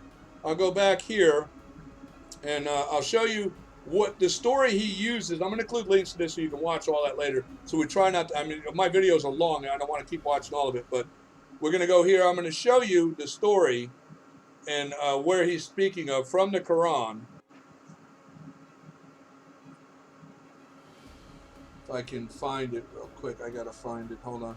Just give me 1 second. I have these things. I'm just not the greatest in the world at doing this. Right here. Okay. So it's right there. Okay. And that's where. Right here. Okay. Okay. And then we'll fade over to this. this is the story he's talking about that tells about this so-called space moss that's up in the seventh heaven, and if it should fall on the earth, it would land right in on Mecca, right in the middle of Mecca, where they have that Mecca, the big famous mosque with the black stone. It would fall right on the Kaaba, is what they call it. And so, of course, this Muslims arguing, and all Muslims have been arguing this now for 1,300 years, that if the earth rotated and this mosque, this great mosque in the seventh heaven fell, and the earth was rotating, it could land in the ocean, it could land somewhere else. And that's what he says further on in this video. So that the earth must be fixed so that when the Kaaba falls, it lands right there right there in Mecca where it's, where they say by the black stone. So that's where they conclude that the earth can't. And there's many other things in the Quran that say the earth is fixed and doesn't move, and many other examples of it. It's been the teachings now of Islam for 1,300 years. But like I said, in the expose of things, it comes clear that this is 6th century thinking of humanity in a time when we did not go in space, we did not have planes, we did not understand, and no one could really prove if the earth was flat or round. And being on the earth and never above it, or able to get up high enough to see, no one really could conclude the earth was round except for assume it by looking at the moon. Though there was astronomers and what have you out of Greece and Persia who were pretty smart, they did figure out from just the backdrop of space that we were obviously moving, and that it appeared the earth was rotating, and by sunlight and what have you, and different primitive methods, they were able to conclude and believe that the earth was round, just like what they seen the moon appearing as. But the Islamic Muslims, of course, had already written the Quran the way they wrote it, so they couldn't believe that. They couldn't change it. And there was no way then scientifically approving if it was round or flat. So, of course, they had no argument then. But today, they have issues because we have advanced, by God's great blessings, to great technology into where we literally go out in space now and can look back and see exactly what it is. And we can see how the universe and the structure of everything is and the architecture, how it was designed. And by doing that, we're able to look at the Quran and realize that Allah of Islam is a fake God. And it's pretty clear that, like I said, in that time it was a common practice of world dictators to create a fallacy religion with a fake God in a way to indoctrinate its people with that so they can control those people and self-proclaim themselves the authority ordained by that fake God they created. And that's all Islam is. It's another fake God religion, totalitarian regime used to enslave and control people by an evil dictator, which is the Arab and other monarchy, elitist, self-proclaimed families of these self-proclaimed authorities over this fake religion. So, and that's exactly what it is. I have things I can show in relation to other things of which I've mentioned. Just so real quick, we'll flash it. You can do your due diligence, like I say, on this, and figure out. Because I'm telling you right now, it's the truth. I'm showing you things from the Quran itself. I just want to some other things I'll just show. Um,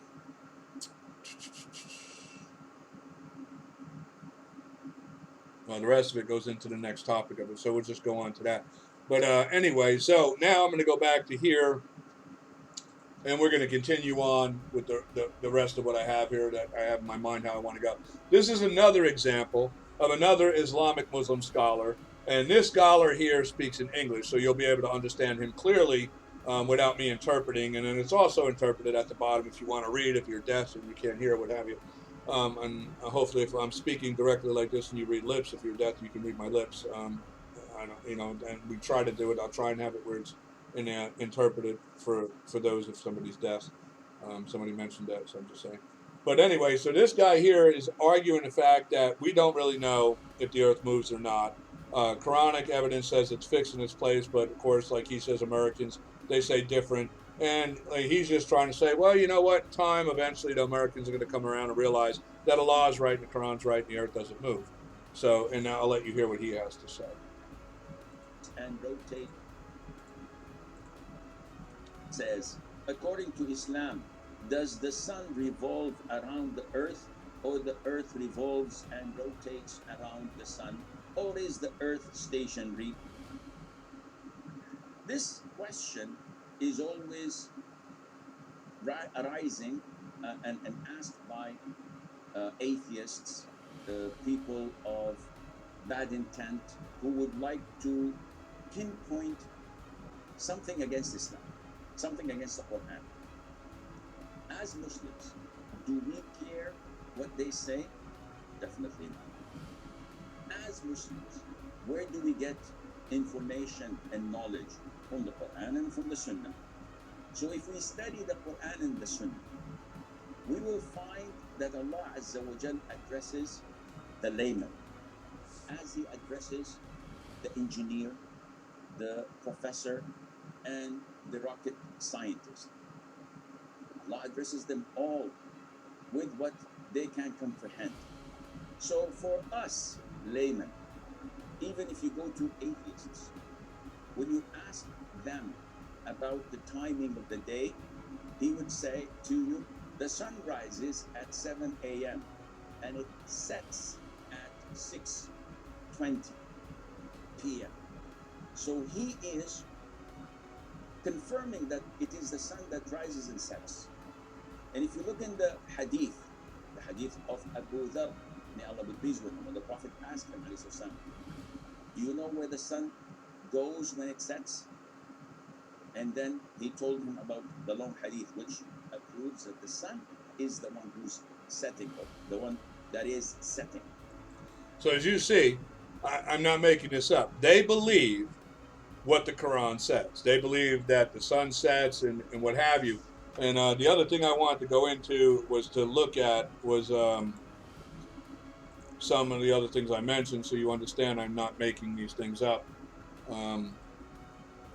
Where's it at, real quick? Because it came to mind while I was watching this video.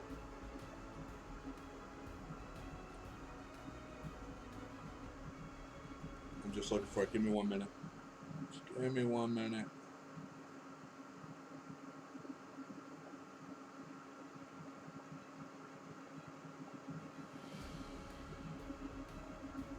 Here it is.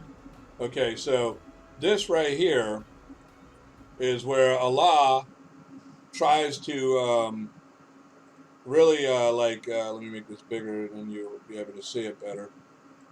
Where Allah explains how shooting stars or missiles he throws at jinn or demons who are trying to hear him, or devils in the upper heavens. This is from the Quran itself too. Now, in this right here, like I've had these debates with Muslims many times, and I say, look, this right here in itself proves that Allah is a fake God, because Allah himself doesn't realize that shooting stars are nothing but rocks that aren't in the heavens. They're actually space rocks coming through our atmosphere, falling to the earth. You see? So these mistakes, like I say, they seem magical in the 6th century.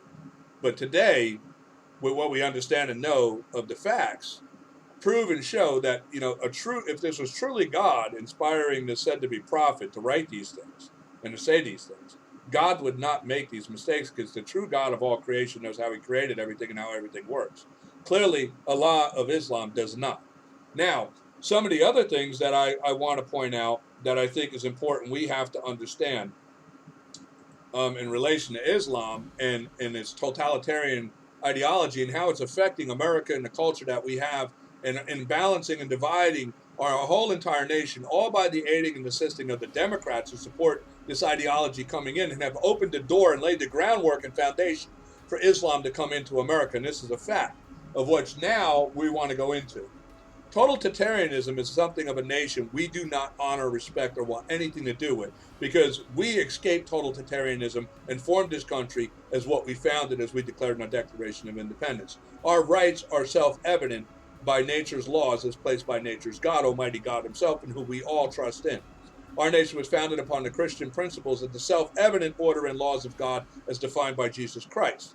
Jesus being the Messiah that was promised by God in the prophecies, of a true prophet, of the true word of God, of which we know because the evidence of history reflects the truth of that God and what he said. The evidence of history and what God declares throughout time to humanity through the prophets are speaking directly to the people, and what was recorded, there's no questioning the reality of it. There is a lot of things, of course, and even God himself says, and the reasons to why he had to do what he did was because of the perverseness of his writings and his sayings and his prophecies, by that of false prophets, and that of people who wanted their own will over the will of God, who fabricated or twisted the words of God. And this is why God had to keep coming back, keep having to do that, and eventually came up with an idea of total redemption for all sinners, of who make the mistakes or what have you through Jesus Christ. We can all find, when we come aware of that we're sinning and it's an error, we can repent, pray for forgiveness from God in Jesus' name. We get forgiven. and that's it. We don't sin no more. We'll be good. We can make good with God. And we don't have these issues, and we don't have as well the issues of doing those evils anymore to create more cause and effect that continues the evil to afflict and harm other people or the posterity of our own being and presence in our world, right? You know, if we want peace and happiness on earth, we have to be obedient to the self-evident laws of God and respect the order of God so that it's preserved for that of our posterity to continue on forward in that same harmony and in balance with the laws of nature as placed by nature's God. That's all I'm saying. And that's the self-evident that we can't deny. That was what our forefathers knew. That's what our Declaration of Independence declares. And that's what our rights are established upon, the self-evident of God. And, you know, as a totalitarian, we do not honor anything of totalitarian. We're not supposed to be allied. And we see here in the 8 U.S. Code 1424, prohibited upon the naturalization of persons opposed to government, our law, or who favor totalitarian forms of government. They are forbidden from coming into our country. Now, the Democrats, they know this, but like I said in my last video, the Democrats themselves have always been the enemies within. They have never been American. They never sworn allegiance to America or honor American values and principles as our founding was as a republic. The Democrats want a democratic democracy. And they want to overthrow this country as they've been trying to do since this country claimed its independence. And they took their position as the Tory elitist loyalists to the kings of Great Britain. Now, since the kings of Britain have changed up and they want to be their own rulers, and they want to overthrow this country, destroy this country, or aid and assist that of our enemies to help them in doing it. And that's exactly what the Democratic Party is doing right now. It has been for the last 30 years now, aiding and assisting the Islamic, well, actually since 1934, so even a lot longer than that. To tell you the truth, what's the evidence of facts I'm going to present to you show. We're looking at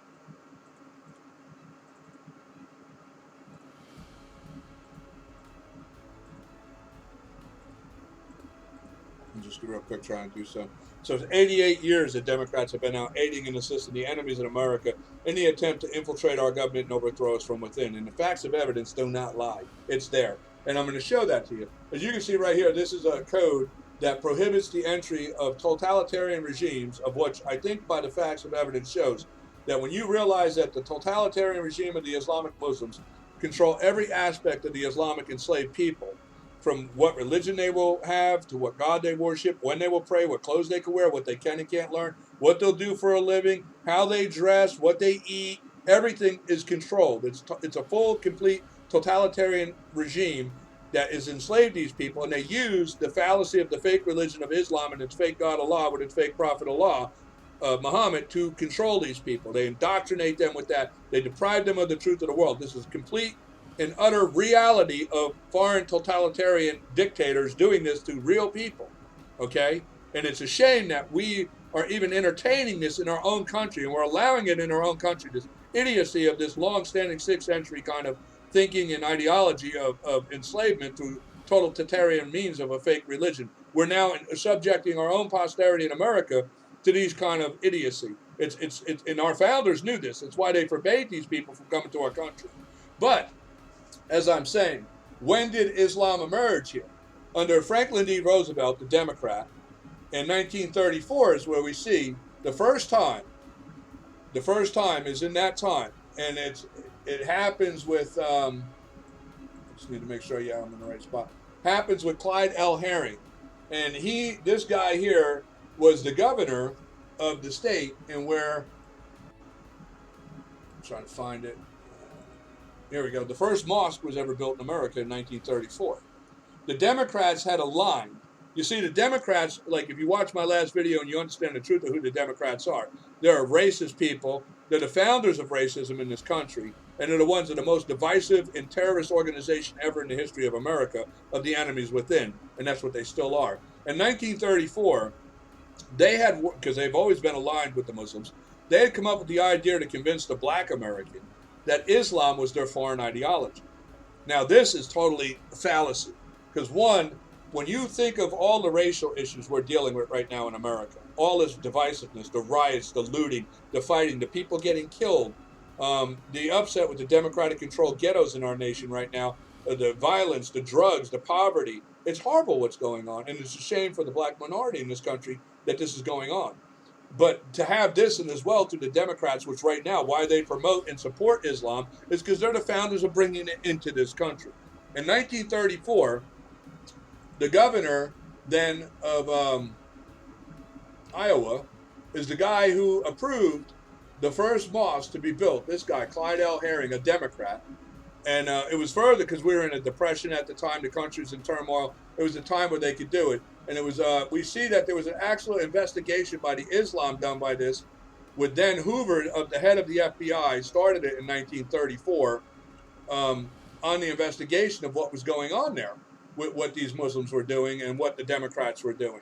Because the Democrats had been under control anyway from the whole onslaught of what they did with the terrorist acts they did across the nation with destroying all the black communities under Woodrow Wilson in 1915 forward with his terms.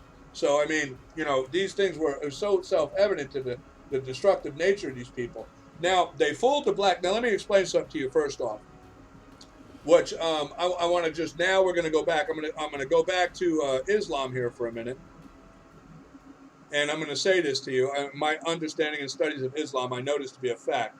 The Muslims were Islam was founded, like I said, around actually it was 690, yeah, something like 690 or 720 AD, and that's when the Quran was written and they started promoting it. So it's like 1100 years, 1300 years ago. 1200 years ago.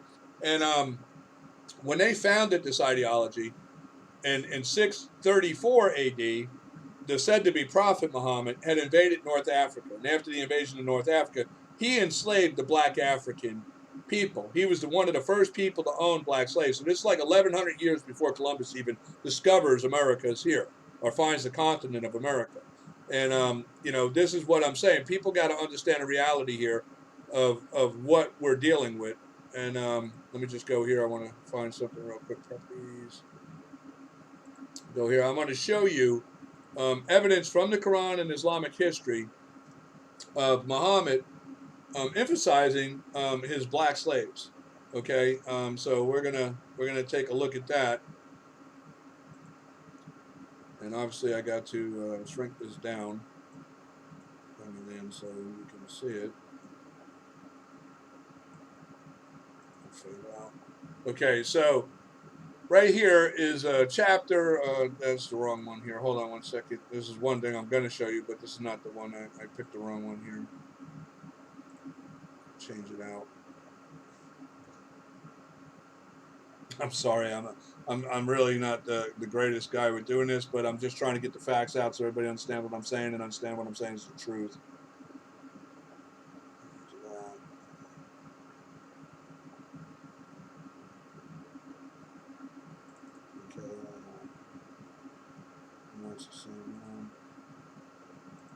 Just give me 1 minute, folks. I'm trying.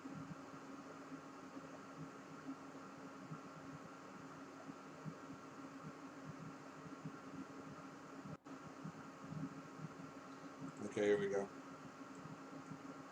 So you see here, this is narrated out of the Quran by Muhammad and the Muslims, where they're explaining about Muhammad. It says here, narrated by Umar, I went to the house of the Prophet, and behold, Allah's messenger was staying in a mashaba, which is an attic room, and a black slave of Allah's messenger, who's Muhammad.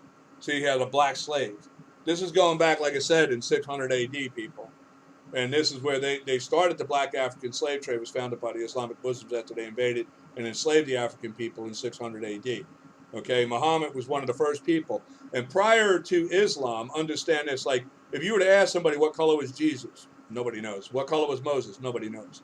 Because prior to Islam, nowhere in world history did we ever see any religion or ideology divide people or claim that God made separate races of people that were different colors. Islam is the founders of racism and dividing people by color.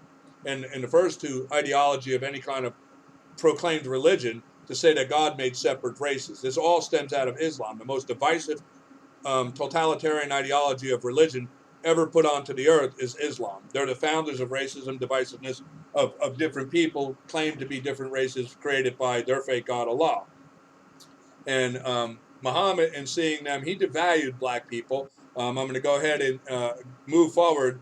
After they founded the black African slave trade, the Islamic Muslims, the slave trade progressed into what it is, and why the black slave became the primary slave sought by people was because Muhammad, the Prophet Muhammad, had devalued black people as being worth only half that of white people.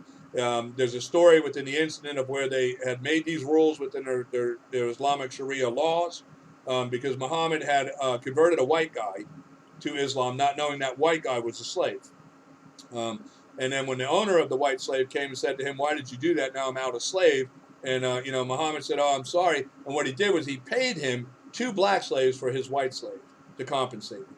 So from that, now they mimic everything Muhammad does to the T. So from that point forward, Muhammad had devalued black people as being worth half that. So what you would pay for a white slave, you now could buy 2 black slaves for. You see, and that's why everybody's like, "Wow, double the labor, same price." Everybody sought to have black African slaves because you could buy 2 black African slaves for the price of what it would cost you for 1 white slave. And that became the trading value system in Islam under Sharia law for trading in black slaves. And I'm going to show that to you as well, where it's in the Quran. So you understand what I'm saying is I'm not making this up. This is the actual truth of it. Let me just find it. Actually, it was what we were looking at right here. So we go here. You can see here it's under chapter 66 of the Quran, selling animals for animals of different amounts or quantities hand to hand. You see, this is the other thing. He was such a racist, Muhammad. I'm going to show you, give you an idea of what he looked like. He was definitely white. They make that clear in the Quran. They defined every part of his body as being white, from his white belly to his white shins, his white forearms, his white complexion, you name it. They make sure you understand that he is a white man. Okay, and I'm going to prove that to you so you understand, because this guy is the father of racism and divisiveness, and that divisiveness is what leads off to the evil of the Tory Democrats and their racism. They pick up on this is why they're allied. They use it in a way to try and get people to dislike black people in favor of white people being a supremacist race. It all starts with Islam, and so you see here, it was narrated that Jabbar said a slave came and gave his pledge to the messenger of Allah and to immigrate, and the prophet did not realize that he was a slave. Then his master came looking for him. The prophet said, "Sell him to me." So he bought him for 2 black slaves. Then he did not accept the pledge of anyone after that until he had asked, "Is he a slave?" Because in the story, if you read the history of the guy that he did, it was a white guy, and he paid him with 2 black slaves. He paid 2 black slaves for him. This became, as you can see, this is under. I have another. I'll see if I can find. Yeah, I'm going to find this. Show it better, so you can see it. Where is it? Right here.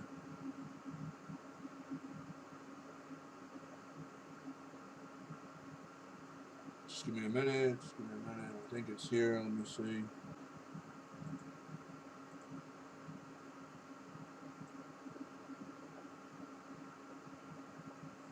Yeah, it's right here. So phase that out. You can see it right here. It's the book of financial transactions. I just want to show you. See it up here, and this is what the Muslims use for trading slaves. Because under Sharia law, which most people aren't aware, right now in the Islamic states, they still have a black African slave trade going on. They still deal in slavery because it's still allowed there under Sharia law. This is amazing, right? All the issues we have going on in America right now about black slavery, and which America really had nothing whatsoever to even do with the United States of America, had nothing to do with slavery. It was all done under the British rule of the British kings and that of the Tory Democrats, not under the United States Republicans. Republicans were the ones who started abolishing slavery since 1777 forward, starting with the state of Vermont, and eventually ended slavery by the Civil War with the Tory Democrats. In 1865, finally concluded it and ended this country and forced them to have to stop the slave trade here in America. But like I say, so understand now we're going to go and I'm going to continue on with giving you examples of, I think you have enough. I'll include things where you can look and you can see and do your own due diligence to understand what I'm saying is the truth. I want to show you how racist Muhammad is. Also, first, I guess we'll show Muhammad as a white man. I guess we can do that, right? I have another one here real quick I want to show you of his. You can see right here his black slave of Allah's messenger. another where it shows, you know, that it's his black slave there. You can see that pretty clear. I'm just so you understand what I'm saying, and you realize this is all written from the time of Muhammad back in 600 AD. So he had black African slaves back then, and they make it a point.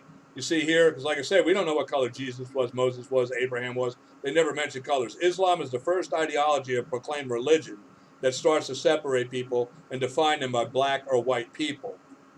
When we look and you realize how racist Islam is and how it is the founders of racism, which I want to show you here.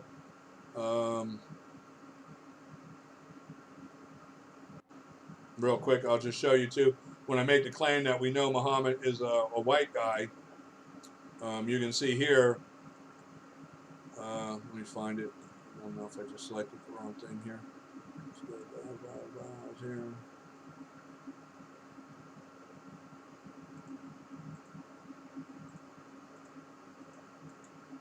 Sorry, I'm just trying to do this. Okay, right here. Yeah, there's a story here. If you can see this, I don't know. It's about they say that, you know, he's looking for the prophet, and it says right here in it, as you can see, this white guy. See it?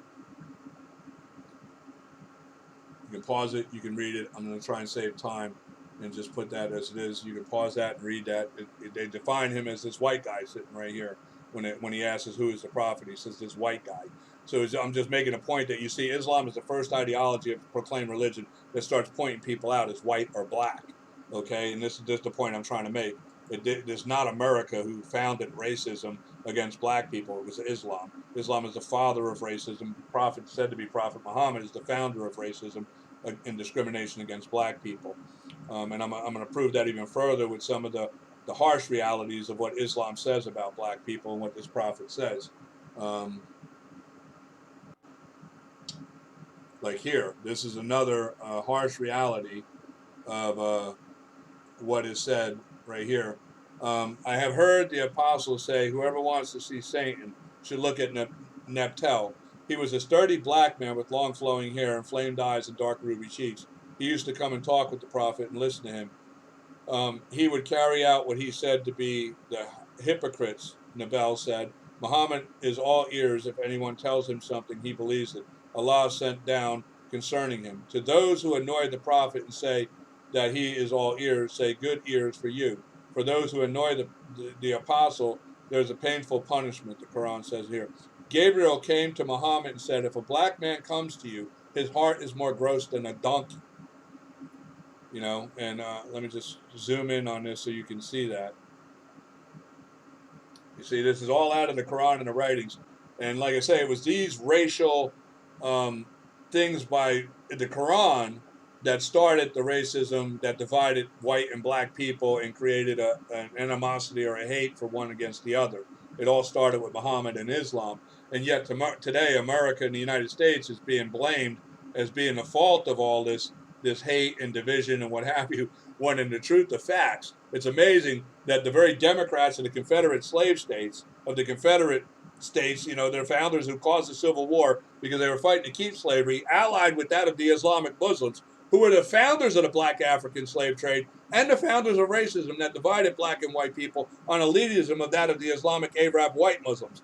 I mean, and then America today has all this turmoil and insanity from this foreign totalitarian regime bringing in and masking the truth of reality. It's got all the black Americans believing that they are somehow answered when they don't realize the only ties that black Americans or any black people had to Islam were they were slaves. They were enslaved by the Islamic Muslims. And the Islamic Muslims degraded them and devalued them to be worth half that of white people and pretty much demoralized them to be like made for hell. I'm going to show you that right now. Muhammad himself declared that Allah, the God of Islam, had made the white race for heaven and he made the black race for hellfire, for hell. That's what he says. I'm going to find this right here.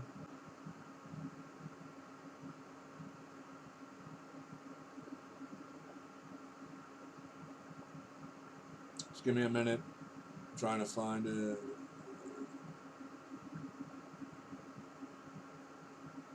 Okay, right here. like I say, it's, I got to find these writings, and I got clippets of them so I can include them for the evidence, so everybody can see them. Let me fade this in so you can see this. Allah's messenger said, Allah created Adam when he had created him, and he struck his right shoulder, and there emitted from it white offspring, meaning a white race. And this is confirmed in others that relate to this hadith and other things, that it makes it clear if you read the Quran and Islamic history that he's referring to a race here, the white race. And if they were white ants, he struck in it. He struck his left shoulder, and there emitted from it black offspring, as if they were charcoal. He then said to those he had been emitted from the right shoulder, for paradise, and I do not mind, meaning you are for heaven, and I do not mind. Then he said to those of who he had been emitted from his left shoulder, they are for hell, and I do not mind.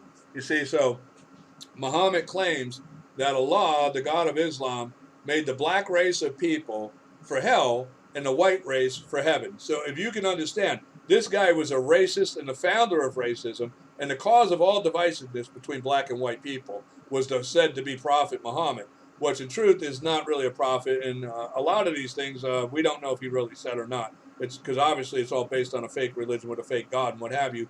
And this was all made up by the Islamic elitist totalitarian Arabian leaders of self-proclaimed authority. They're the ones who made all this up, and they're the true and truth, the founders of racism. Or if the prophet, if this is real, what he said, then he was the founder of racism. But obviously, it didn't happen with America, and it wasn't because of white people. It was because of Islam. Its cultural ideology of elitism is what it's all about.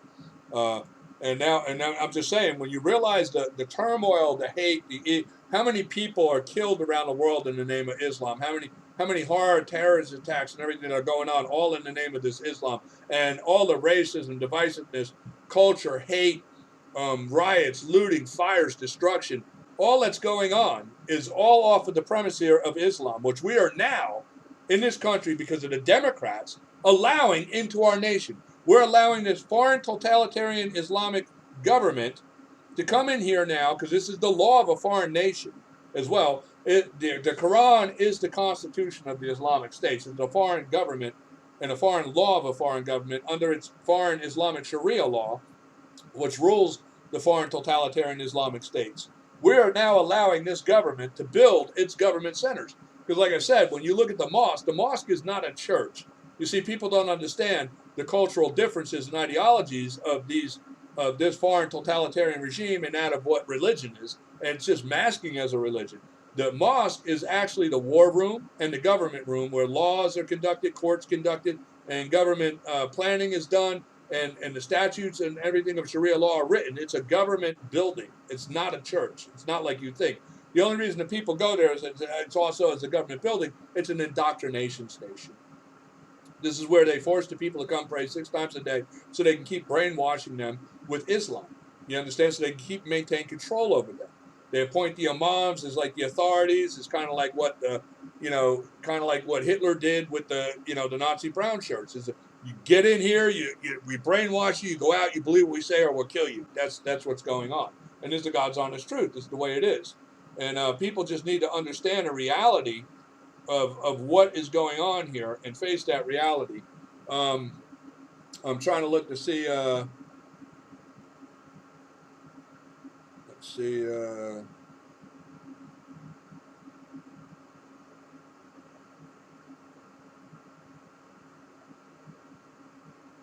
There's a law. I want to show you the law where they were so racist, and this guy was so racist that if you called Muhammad a black man, you'd be put to death. This is an actual Sharia law.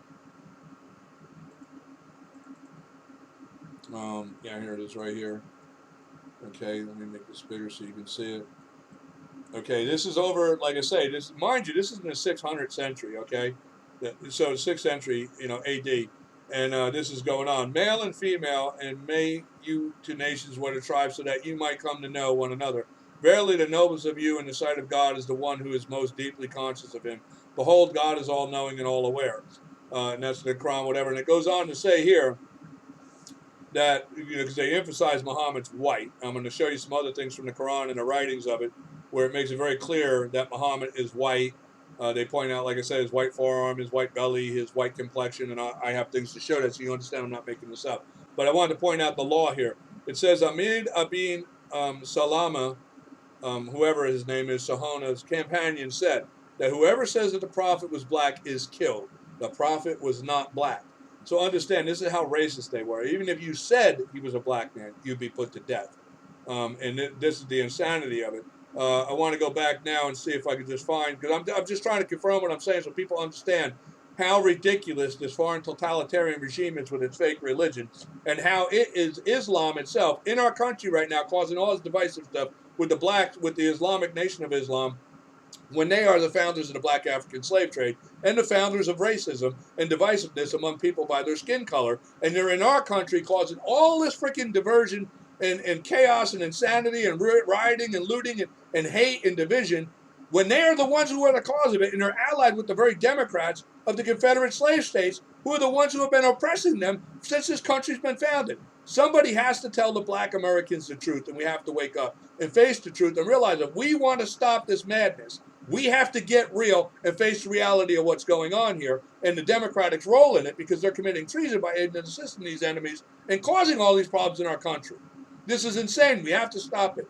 But I'm just saying, the reality is right in front of us. I want to find something else here, like I said, just so you understand what I'm saying is the truth. Okay, I'll give you, here's a good example of right here. This is from the Quran, where it's describing Muhammad. And so you can see, it was narrated by, said that I saw the messenger of Allah with his white complexion. Okay, and then we're going to go, and because I'm just saying, I know, I've read the Quran, I've studied Islam, I know these things from studying this history for a really long time, and not just this one, I studied many world religions and cultures. I want to know pretty much what was going on. Let me just see here. Right here, here's another one. The messenger of Allah said, it is as if I can see the whiteness of the forearms of the messenger of Allah. So you see his whiteness of his forearm, whiteness, they white complexion. What I'm going to do is just show you, most people don't realize that the elitist royal families of the Arabians of Islam are still the offspring of Muhammad. These are the self-proclaimed elitists that are the royalty of that family. They're sheiks and kings and what have you. And they live greatly off the enslaved people that they slave labor on the oil fields and what have you, and doing their terrorist acts around the world and what have you, and in their military, doing their deeds while they sit in palaces and they're kings and queens and, sheiks and what have you. And most people don't know, like I say, Muhammad's 34th grandson is alive today, and he is a sheik over there, lives very wealthy because he's Muhammad's grandson and he's part of that elitism. And I'm going to show you a picture of him. And they do say in Islam that more than likely, by the descriptions of the Quran, that his 34th grandson is probably exactly what Muhammad looks like. This is a meme that was made directed at the Nation of Islam, and I want you to pay close attention, if you're a black American, to what I'm about to show you. Because this is the guy, if you're in the Nation of Islam, you're worshiping. This right here is the Prophet Muhammad's 34th grandson. This is him. You understand? And they say he looks, and understand, see, white complexion, looks like, this guy looks like Opie. Okay? I mean, this guy's got red hair, blue eyes. And this is the guy that the Nation of Islam, this is your Prophet Muhammad. This is his 34th grandson, who they say, look, and that's he's purebred. He has to be purebred, just pure blood. So understand, there's no inbreeding going on here to make him white today. This is what Muhammad looked like. This is who you're worshiping, a white guy. Okay, get real. And understand the reality. But like I say, we're going to go on now to America, and we're the Democrats now. And like I say, I think I pretty much proved my point to the reality of how Islam is a fake ideology of a fake made-up religion. And I don't even mean to laugh about it, because I know the reality when I think of how many millions of people. Do you realize in the last 1,300 years, it's estimated 350 million people have been killed or murdered or maimed in the name of Islam, a fake religion under a fake God with a fake prophet. Understand this reality. And today, we realize in our own country, with what has been going on thanks to the Democrats, and they're allied with these totalitarian Islamic Muslims now, since I said like 1934, when the Democrats allowed for the first mosque to be built here, on the establishment of the Nation of Islam, of which I hope the black American understands. Another thing you need to understand about Islam, it is forbidden in Sharia law under Islam, of what the Muhammad, the Prophet, says, And like most people would think the term raisin head is a racist term of modern time. Muhammad referenced that, so you understand this. You cannot enslave a Muslim even if that Muslim's black. So a true convert to Islam that's black cannot be a slave. So, and he mentions this, and he emphasizes this to the Islamic Muslims, and he says that even if the leader of the nation who is a Muslim has a head like a raisin, like the Ethiopians, the raisin heads, you have to honor him because he's a Muslim. So, and I'm not making that to be racist about the term with raisin head or whatever. I'm just using the story. That's the way it goes. When he said this, that became the rule that you cannot enslave a Muslim. Okay, so if they're trying to convince you through the Nation of Islam that you're a foreign ideology before you came here as a slave under the British rule of the Tory, with the British and the Tory, that you are a Muslim is a lie, because they could not have sold you to the British king to be shipped here as a slave if you were a Muslim. It was forbidden, and that's the law. You cannot sell a Muslim as a slave, even if he's black. So all the Africans that were shipped here were of the origin of probably just innocent tribal people, or in fact they may have been Christians. The other thing too that Islam tries to say that the white man of America is trying to indoctrinate you with the white Christ Jesus. Let me tell you something. In all honesty and truth, the first Christian churches were founded in Africa, and they were some of the first converts to become Christians in Africa, the black African people. The Bible doesn't tell us. We don't really care. I don't give a damn what color Jesus was, to be honest with you. I never even really cared. But if he was black or white, I don't care. But the Bible doesn't tell us what color he is, and it really doesn't matter to me. I don't think it really matters to any true God-loving, fearing Christian American what color Jesus was. We really don't give a damn. But but I just want to say, you do understand that black Africans were Christians before, like right in the start, like 1 AD. Okay, after Jesus. Africans were Christians before any American or white man in America was a Christian, okay, because you were some of the first people to convert to Christianity. So they enslaved, and that's why Muhammad enslaved, if you read and understand Islamic history, the reasons they targeted some of the northern black Africans were because they were Christians. The Christian first found churches. I don't have anything up on this. I'm just going off of memory, so I just want to go. In the dusty highlands of northern Ethiopia, a team of archaeologists recently uncovered the oldest known Christian church in sub-Saharan Africa, a find that sheds new light on one of the old world's most enigmatic kingdoms and its surprisingly early conversion to Christianity. That church was said to have been right here, arrived in Africa. Christianity arrived in Africa, arrived in Egypt in the middle of the 1st century AD. By the end of the 2nd century, it had reached the regions around where we're talking about this church was found.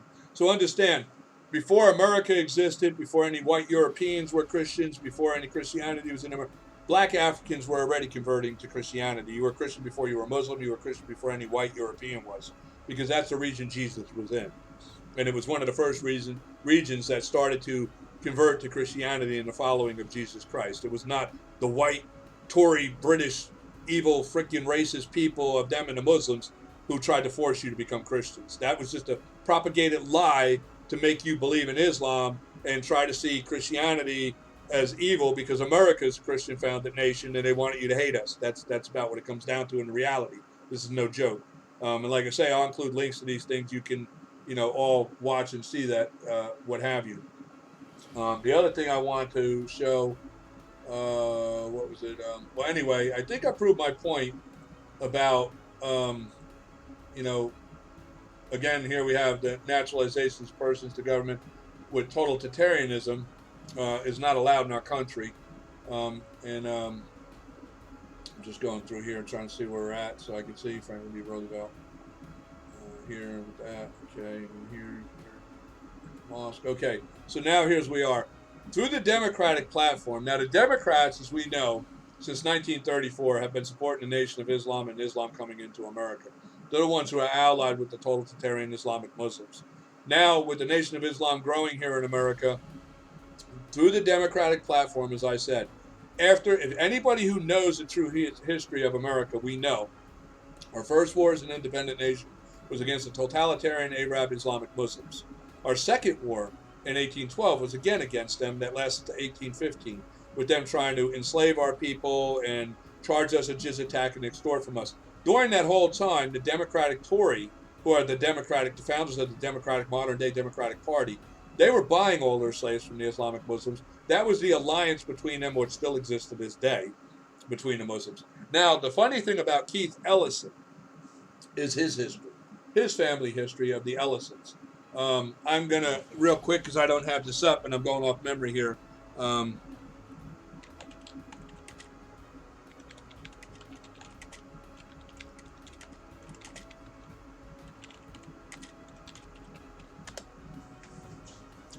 Okay, and what I want to do is bring up right here so you can see this. William Ellison, okay? This is a guy who is of the ancestry of Keith Ellison, who was the first Muslim to become a congressman in the United States through the Democratic Party, and they're assisting him in doing it. They knew exactly what they were doing. It was a planned out election campaign to get him elected as a Muslim through the Democratic platform, of what Saudi Arabia, the king of Saudi Arabia, and some players out of Iran paid lots of money to Democratic members of the Democratic Party to ensure that Keith Ellison would get on the ticket and be elected, okay, to have a Muslim in the American Congress. And it would be the first time that we would breach the law as declared by the first Supreme Court Justice of the United States, who said that Americans should only elect Christians as their leaders. The Democrats are the one who broke the first Supreme Court law of elections in our country that was declared by John Jay, the first Supreme Court Justice of the Supreme Court of the United States, that Americans only elect Christians as their leaders. And we have never, prior to 2006, when they elected Keith Ellison, had an Islamic Muslim as a government member of our Congress that controls the laws that the American people would be subject to. Mind you now, not even 2 years later, we wind up with an Islamic Muslim president. That's how quick they move, people. That quick. And if you don't believe this man's a Muslim, you're a damn fool. And in truth, he's not a Muslim. And really, in truth, neither is Keith Ellison.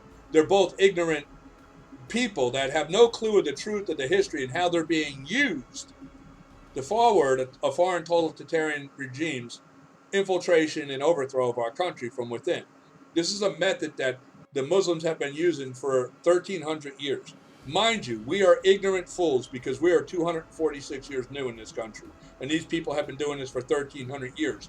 When you look at the Arabian and the Egyptian monarchies, how far? They go back 8,000 years. The Chinese dynasties, like I said, of the emperors of China and their demigod methods of doing this date back 10,000 years of known written history. Okay, we're 246 years new and falling into the pot of we gotcha by these long-standing world totalitarian dictators who have been doing this for centuries. And it's just a matter of time that we get ourselves wiped out if we do not stop and wake up to the reality of what's going on right now. The black Americans in our country are Americans. They need to know the truth, and we need to tell them the truth. It's a shame that America, the one nation of all hope for all people in the world, for the first true constitutionally self-proclaimed governing people of the first free republic that trust in true Almighty God, governed by that of the self-evident laws as granted by the laws of nature by nature's God, is now falling victim to a foreign totalitarian regime through that of the treasonous Democratic Party, who has been aiding and assisting these enemies of America and infiltrating our country. We have these now, and I'm telling you right now, when you realize that from the time Obama was elected, minus that of the first attack in 91 on the World Trade Center, and then finally near over 2,000 people killed in the World Trade Center in 2001 attack, since the point of Obama being elected and Keith Ellison, an estimated 1,500 Americans that we know of were murdered, killed by Islamic Muslim terrorists that came into our country through the Democratic Party's approval, that were radical. They say radicalized Islam. Trust me, it's all radical. There is no such thing. All of them read the same Quran. All of them are subject. They have the Sunni and the Shia. Okay, but let me tell you something. The Shia of the so-called weaker Islam and the more open, that's a timid, and we see this throughout history. They did it in Greece. They did it in Paris. They did it in Spain. They did it in France. They did it in Poland. Okay, they even did it in Russia at one point, where they used the soft Islam to get into the country, establish the mosque, establish the Islam presence, start to convert the population, and then if you want to know what's going to happen, Look at Iran, 1978, okay? Now, in 1978, the Democratic Party pushed on diversity right there with Iran, who then at that time was our ally. Iran was then known as Mini America, and they had a near verbatim constitution of the United States. They were being pushed to allow Islam. They did, and they came in with the Shia, the so-called soft Islam, right? And then once they grew the population big enough, the one thing that Iran was missing was the Second Amendment. The people were not allowed to be armed there. That was one thing that was separate from the American Constitution. But we were supposed to protect them. But at the time of when the invasion happened with the Muslims, Jimmy Carter, the Democrat, was under control, and he let it happen and did nothing to aid and assist our allies then. Because Islam, Iran was not an Islamic state, and it was not under Islamic rule, and they were our allies. They had a constitution that verbatim to the United States. Iran in 1978 was called Mini America, and they loved America, and we loved them. They were good people. But Jimmy Carter of the Democrats did nothing to help and aid them, and they wound up getting overthrown by the Islamic Muslims, and now they're our enemies, clearly, right? And one of the world's most leading terrorist nations in the world that threatens America and all Americans.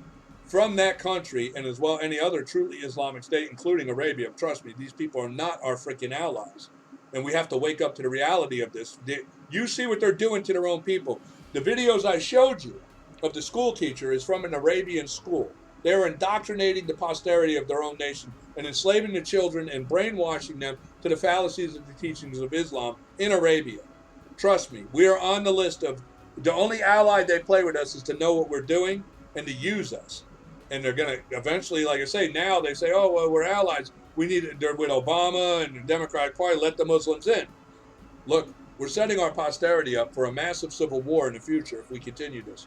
If we do not wake up to the reality of the treason that's being committed by the Democratic Party, because I'm telling you what, right now they're aiding and assisting Islamic Muslims from the foreign states to come into our country, as what they did with Omar, one who is from another nation, who condemns our nation daily on our own congressional floor in our capital. How insane is this?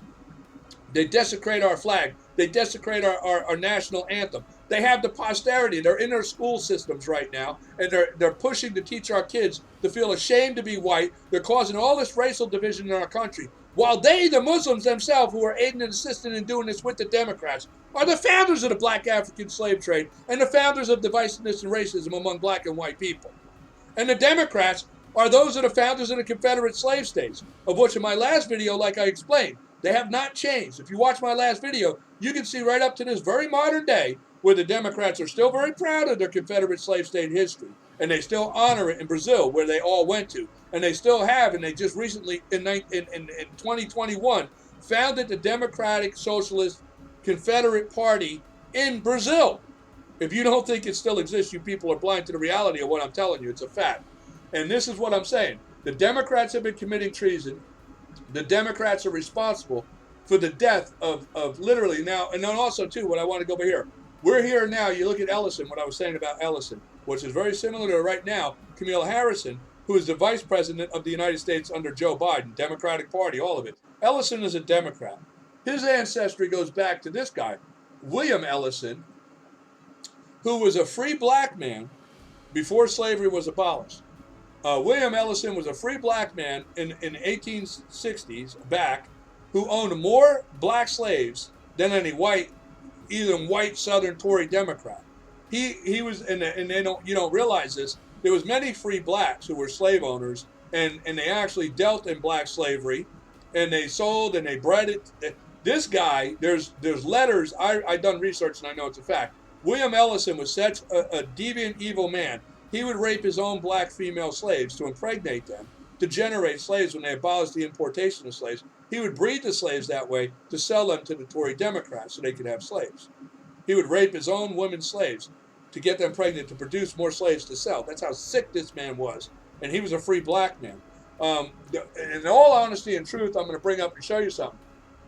The whole institution of slavery in America was founded by a free black man known as, and it goes back, Anthony Johnson.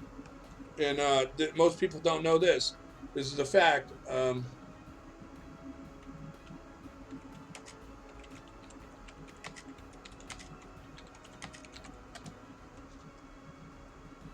Okay, Anthony Johnson was a man who came in from Africa on servitude. he was here as a servitude black man, not an actual slave that was purchased from the Islamic Muslims. And he earned his freedom by doing his thing, and then he became a free man. He owned black slaves. Okay, this guy here, and then he had a black slave and a white indentured Irish guy that escaped from his farm, and he wanted them back.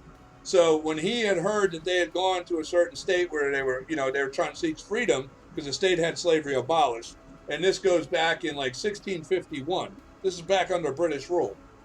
There was no laws yet that established the right to own another person as a slave. Anthony Johnson, a free black man, is the man who established under the Virginia court the right to own another human as property as a slave. Now, in the court hearing, the white Irish guy had proven that his indenture contract was up and he had to be released. But Anthony Johnson argued that he had purchased John Cassar, who was his slave, the black slave, from the Islamic Muslims and owned him as property, and the court agreed. And it was declared they ordered John Cassar, the black African man, to serve all his natural life out as a slave owned by Anthony Johnson, a free black man, in Virginia. And this was in 1651. This is where the first law was established to own another human on this continent as a slave. It was established by a black free man who owned black slaves.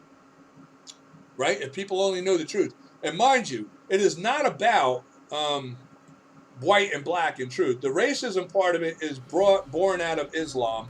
And, the curious history of Anthony Johnson from captive African to right-wing talking point right here, it talks about how he was a free slave and he became free and he owned slaves.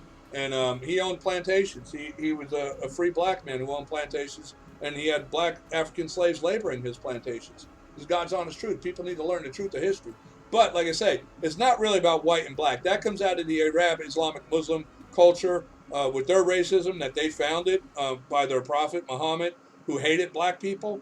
And I mean, this is just a reality. I mean, anybody who studies the Islamic history and culture can see this reality and understand where it stems from. Like I say, the evidence I've shown you shows that he owned black slaves in the time. Like I say, this is his 34th grandson right here of the Muslim. He's the 34th grandson of Muhammad. This is he's a sheikh over there in Arabia, and they're the founders of racism, and we're paying the price for it. Everybody's paying the price. In America, we're one nation of one people of all equal. That was our intent. When this nation was being founded before the Democrats created all the division and racism with their evil that they have, in the northern free colonies, before the Civil War even, white and black Americans coexisted with no issues of racism. There was no issues. And after the Civil War, up until the time of Woodrow Wilson, white and black Republicans, because that's all there was. Blacks were Republicans because they understood the alliance between republicanism of the true founding principles, as I said in my video just prior to this one, under Article 4, Section 4 of the United States Constitution only consents to a Republican form of government, as what was defined by John Jay, the first Supreme Court Justice, in the Federalist Paper number 10. Okay? And that founding principle is what's wrapped up in our Declaration of Independence and our Constitution as we addressed it, of a nation of all people as one equal, okay? And that was our goal to achieve that country. The divisiveness and division that caused all racism, division, and everything stems out of the Tory Democrats who founded the Democratic Party's Confederate slave states and who have been dividing this country ever since. Okay, they're the enemies within. And right now where we're at in this point is from the treasonous acts of that current same Democratic Party right now, allying with that of the totalitarian foreign Islamic states, now bringing in through their political party and allowing them to infiltrate into our government against John Jay's first orders of the Supreme Court, of which is the Supreme Court of this land, that we are not to elect anything but Christian leaders. John Jay made it very clear the reasoning behind why we would only elect Christian leaders. And it was because we knew that under Christian principles and values was the only way we were going to be able to maintain a nation equal to all people. You see, we knew this. Christian principles would be the ones that we could do it. The Democrats have corrupted that and perverted that, the ideology. They claim to be Christians, but they're not. The Ku Klux Klan Klaron itself, and an understanding of the founding of the Tory, in truth, they were atheists. They didn't believe. They understood King James. They understood the kings of Great Britain were only using Christianity as a means of trying to totalitarianize their own self-proclaimed authority as being like God ordained to be king so they could hold their monarchy elitism, okay? And, you know, they didn't really believe in it. They manipulate religions or whatever they can, as you see Islam doing right now. It has been able to enslave an entire people for 1,300 years under 6th century thinking and still has them under it, enslaved by it, in a totalitarian environment of control by this foreign government that controls every aspect of their life under full totalitarian. What they learn, what they read, what they eat, how they dress, how they marry, what they do for a living, what, you know, they control every aspect of their life. When they will pray, what God they will pray. I mean, it's full totalitarianism. And we have to wake up to this reality. And we have to face this reality because literally, like I said, since Keith Ellison has been elected as a Muslim in our Congress, forward, outside, not including the near 2,000 people killed between the 1991 attack on the World Trade Center and the 2001 final takedown of the World Trade Center by the totalitarian Islamic Muslims who attacked our nation. Since he has been elected in 2006 and then Obama in 2008, an additional 2,000 Americans have been killed right here for the first time in all our 246-year history.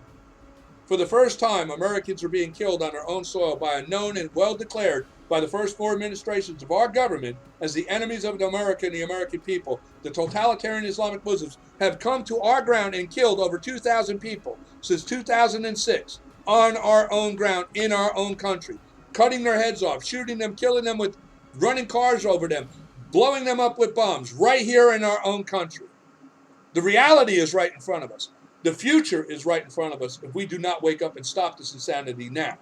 Okay, it's there. Now, I hope that people take this serious and do the due diligence and research. I hope the Black American wakes up, watches my prior video to how the Democrats were the Confederate slave states and how it shows in truth how they've been controlling you and keeping you penned down in democratic controlled ghettos of poverty, drugs, crime, riddled with no chance of posterity or pursuit for happiness for you. And it's the Democrats creating that very environment for you while they blame others who have no control to do anything to help you. It's ridiculous. You have now technology, you have phones. You have ways to do and fact check what I'm telling you. And I'm going to tell you what, black and white, all in all, as Americans, if we want the truth, we have to face that truth. Democrats, as I said in my last video, they have to say, and Joe Biden says, and all Democrats, they choose truth over facts. The reason they do that is because their truth is lies, and that's what they want you to believe. Just like the Islamic Muslims have been lying now to the enslaved Muslim people for 1,300 years about this fake God, this fake prophet, and all, just for the means of being able to control them, is the same means that Democrats are using right now to brainwash and control you, the black Americans, to believe and divide us and keep us at each other while they pursue their pursuit for world domination and control with the very same allies who founded the black African slave trade in 600 AD, with the same Democrats who want to control, you know, the Confederate slave states and keep slavery here. Okay, and if you don't think their agenda is still the same, let me go here now. I want to find something real quick and show you something. This is something black Americans and white or true white American Republicans need to wake up and realize this reality. I'm going to show you something right now because people just are so ignorantly unaware of the reality. I want to show you something with truth right here.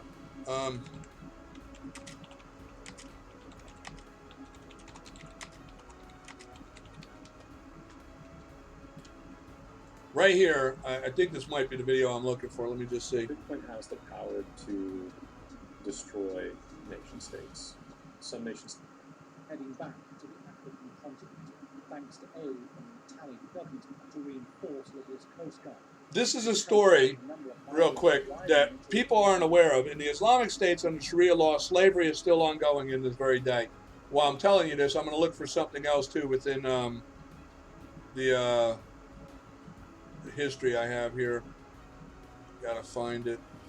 But I want to show you. This is a story about where you could buy a black slave in Libya for $400. They still have the black slave trade there. It's amazing that people are unaware of this truth. Trying to find it here. Just give me a minute, because this is all coming off the top of my head. I just want to try and find what I was looking for. Oh, here's a great one I can show. This is an actual black African slave who, in this time, was enslaved by the Islamic Muslims. taking a train from Sudan to Sudan and Egypt border, a place called Aswan, Alpha, and from Alpha I took a boat towards Red Sea to Egypt to Aswan, and then taking another train, two of them, and eventually ended up in Cairo. And when I first ended up in Cairo, I didn't even know where to stay, who to stay with, because I didn't have family members and I didn't know anybody, and I was like just streetwalk. Everyone sees me, particularly when I arrived at one of the biggest city in Cairo. I'll include a video to this, but this guy was in the 80s, grabbed up and enslaved by the Islamic Muslims and sold multiple times, and then finally he escaped, and then he got to come here to America. We took him under amnesty, and he's now free in America and able to pursue his life as a free man. But this guy knows modern day real slavery. He was an actual slave, taken, beaten, and threatened to be killed if he tried to escape. And I guess, you know, his vision of life, what you hear his story is amazing. He'd rather be dead than live as a slave, so he kept trying to escape until finally, God bless him, he finally did escape and found freedom here in America. But as I say, people don't realize that right now, in this very day, and I'm trying to find a video that was just from a couple weeks ago, about the where they were literally selling black African children on the internet for house servant slaves. And you could like go to there and pick, and they were like underage black African children. They were selling them on the internet in the Islamic states. If I could find that, let me find it here.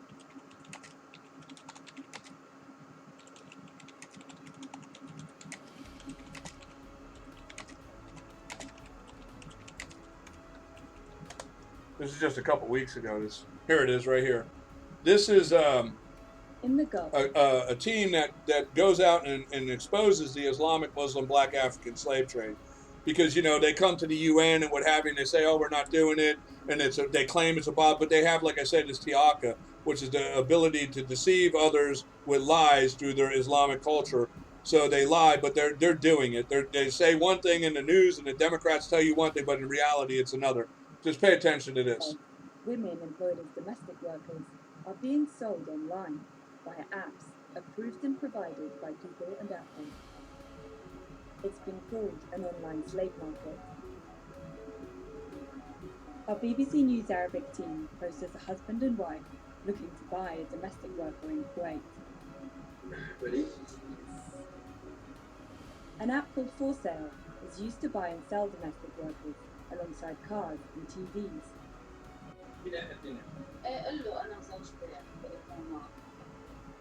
The BBC team spoke to 57 users. I will include links to this so you can watch the whole video. I just want to go forward so you see the reality.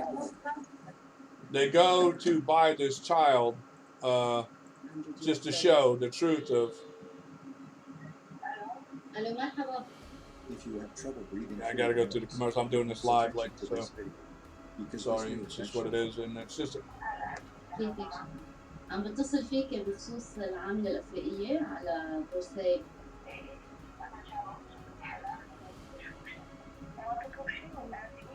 في مجال شوفها أتعرف عليها أنا وزوجي هون، هو هلا حد عم يتصل فيك. شكرا. Mind you, this is in the Islamic states. This is where because it's allowed under Sharia law. Slavery has never been abolished, really, in truth, in Islam. And no matter what they say in international law, Islamic law, the Sharia, overrules any international law they claim with the UN or the United States or anybody in saying that we're in compliance. They just make the law and say, oh, yeah, whatever, and appease us because Sharia law rules all. You do not overrule in an Islamic state. Sharia law is the law. The Constitution is the Quran. What the Quran says is the law. No matter what law they claim with the UN or United Nations or what have you, the Quran is the law. And as you can see here, they conduct themselves by the law of Islam, which under Sharia law, slavery is allowed, slave trade is allowed with non-Muslims, and African people are the primary still product of their slave trade in the Islamic states. And this is a fact. It's going on right now today. The undercover team get ready to meet the seller. First exit. Nothing could prepare them for what happens next.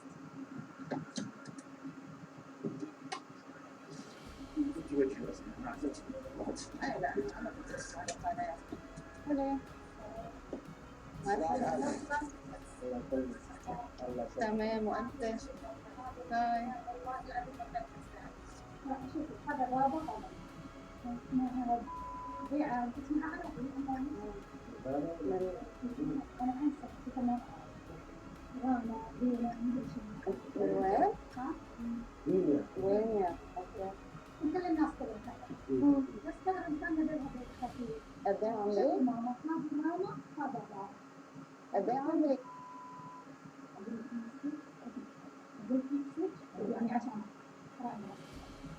We're shocked to find this woman offering to sell us a child.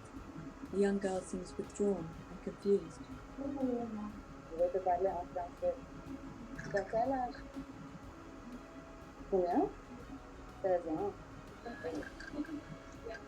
So I'm just putting this up so you understand. Now, understand, and I mean, it's just in reality here. I mean, it's just like, and that's what I had to say. Pretty much what I'm saying is the Democrats have been aiding and assisting the enemies of America, who have been the enemies of America since our founding. As I showed you in the history of this here, our first two wars in an independent nation was with the Islamic Muslims. In the research and the development of the truth of Thomas Jefferson at first, he had no understanding of the ideology of this fake religion with this fake God, Allah, of the Islamic Muslims.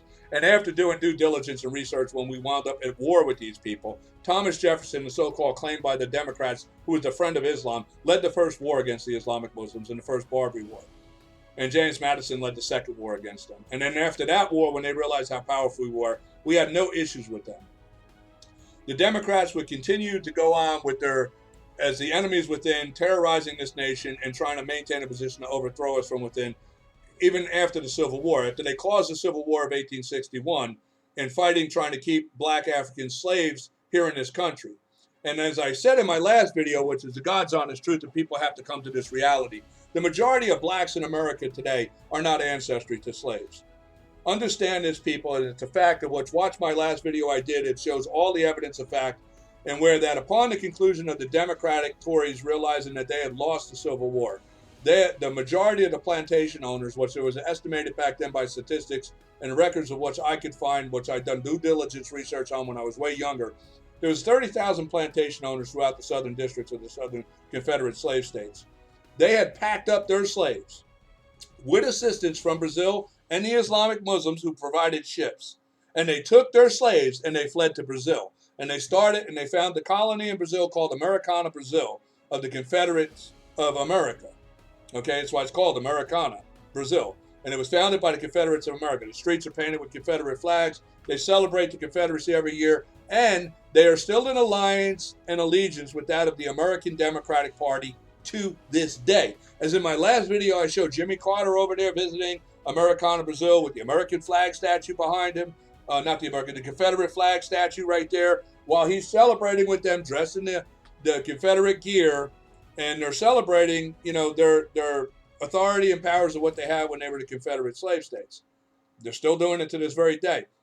As I expressed in the last video when I showed the evidence, it was Jimmy Carter, the Democratic Party in 1978, who had granted back to Jefferson Davis, the Confederate president, the Democratic Party's Confederate president of Confederate slave states, citizenship and a pardon so that his images, his statues could be erected in federal and government parks in the United States. Understand, all those monuments you black people are ripping down of the Confederates, they're Democrats, dummy. They're Democrats. Wake the hell up, okay? And it was the Democrats who put them all up. There was no Democratic Party Confederate images or statues or monuments in this country until Woodrow Wilson in 1915. And that's when they started putting them up. And then, of course, a lot of them went up because he's the guy who founded Parks and Recreations for the purpose of putting up Confederate soldier monuments in our country in 1915 under Democratic Party's Woodrow Wilson. That was followed up with FDR in 1934, who furthered and actually founded with Stone Mountain in Georgia. And you people don't even realize you're in the Democratic Confederate slave states. The Democratic Party's the Confederate slave states. And as I showed, like I said, they try to say this party switch is bullshit. Look, you had Jimmy Carter in 1978 still fighting for the, and there's images of Jimmy Carter and many of these Democrats today, like Nancy Pelosi. She's been to Brazil celebrating the Confederate holidays in Brazil with the Confederate members of that are the ancestry, like Jimmy Carter. His property of his peanuts farms were that of the ancestry of the true Democratic Confederate people of the Confederate slave states who fled to Brazil. He has family in Brazil that are ancestry of his confederacy, and the land he owns is of that time, from the time of King James to the Tories. You see, they're still the Confederates. And if you don't wake up and realize this, I mean, this is where you're going. Right here, what I just showed you, as far as like right here, with the slavery that's going on with the Islamic Muslims. Okay, if you let the Democrats win, and you let the Muslims win, there's going to be slave markets again. And every non-Muslim, every Christian, black or white, is going to be in that slave market. And they're going to erase the history of this country. And they're going to erase that America ever even existed. Believe me, they want nothing more but to wipe this nation out. So humanity, or nobody in humanity, ever gets the idea again of forming a constitutional free republic, or following this process to form a nation like us again. That's their goal. And we have to wake up to this reality. And like I say, if you think, oh my God, you're talking ancient times, let me tell you something again. And I'm going to end this with that. I'm just going to end with this. If you think what I'm saying, that you actually believe that time erases these things, again, remember, the dynasty of the Communist Party of China, you can trace back the roots of the emperors of China in their demigod ideology of totalitarianism and communism, 10,000 years. The very same people of the regimes are the ancestry to that of the emperors of the totalitarian rule 10,000 years ago. The Arabians, right now, the royal monarchy of Arabia, has an ancestry that can be traced back 6,000 years. The monarchies of the Queen of Great Britain right now, and Canada, because it's our ally to the north, they hold on to that monarchy of elitism. We can trace it back 3,000 years. Our country of the United States of America, we are 246 years new. We are the baby in this world of the new nation. Though in that 246 years, by our God blessings of our truth and who we are on the American founding principles, and by the might and the mere sheer faith of God and his blessing in us and the power of who we are to be, we rose to be the greatest people ever on the earth in 246 years. And we still are the greatest nation the earth has ever seen. But we won't be if we don't wake up to the reality of the threats that are present within us right now. And if we don't face the truth, understand, as I said in the last video, Abraham Lincoln, when he made the statement, a house divided cannot stand, he was talking about the two political systems. America was never intended to be a two-party system because our government does not operate as that of a system. It operates that as a service to that of the people. Under that of the consent of us, they operate to govern by that of the consent of the governed, we the people. They are not there as a self-proclaimed authoritarian government as that of the world governments around us. Our government is established to do the tasks that we hand to it to do, and the governance process of what we tell it. Build the roads, build the school, build the libraries, build the train stations, maintain the streets, put up the street lights. That's it. They're not an authoritarian government of power, and they're acting as one, especially when the Democrats. And you've seen Joe Biden come in, this guy just signed executive orders totally disregarding that of the American people. Thousands of jobs wiped out, progress in the economy. I mean, these people are out of their freaking mind, and that guy's an idiot. That guy's an idiot. And let me tell you something. A lot, like you see too, you got like Maxine Waters, who's another Anthony Johnson, or another freaking Ellison, right? A black woman who's selling out her own people. I don't think she really knows the truth, to be honest with you. She's just an ignorant fool. Because if she, and that's what I'm saying. You got black Democrats, obviously never read history, obviously never studied who the Democrats are. Because if they did, they'd realize what a goddamn idiot they are to be in the Democratic Party. That's the Confederate Slave States Party. I mean, and it's pretty evident by facts of things that are going on today and who they're allied with and what I just showed you.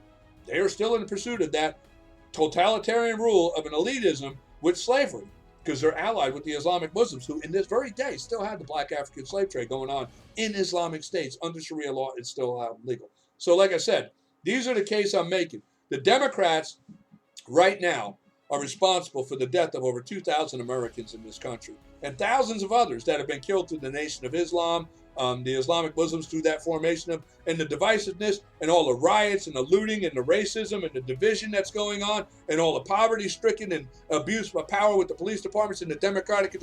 They're responsible for it all. They have knowingly, willingly, and wantingly have taken in position of allowing their political party and platform to be used by known foreign totalitarian enemies of the United States. And they have been allowing these foreign totalitarian enemies of the United States to enter in through their platform. They have been fighting for them to be able to get citizenship in our country And they've been selling out the seats in town, city, county, and state positions in local government through the Democratic platform for these people to take up positions to infiltrate our departments of education, our social programs, and what have you, to infiltrate, to indoctrinate that of the American posterity, to hate their own nation, to feel ashamed of who they are, to disrespect our national anthem, to desecrate our flag, and what have you. And it's going on right in front of us. And now they're literally stripping the identity of our posterity, our youth in this country. They're attacking them.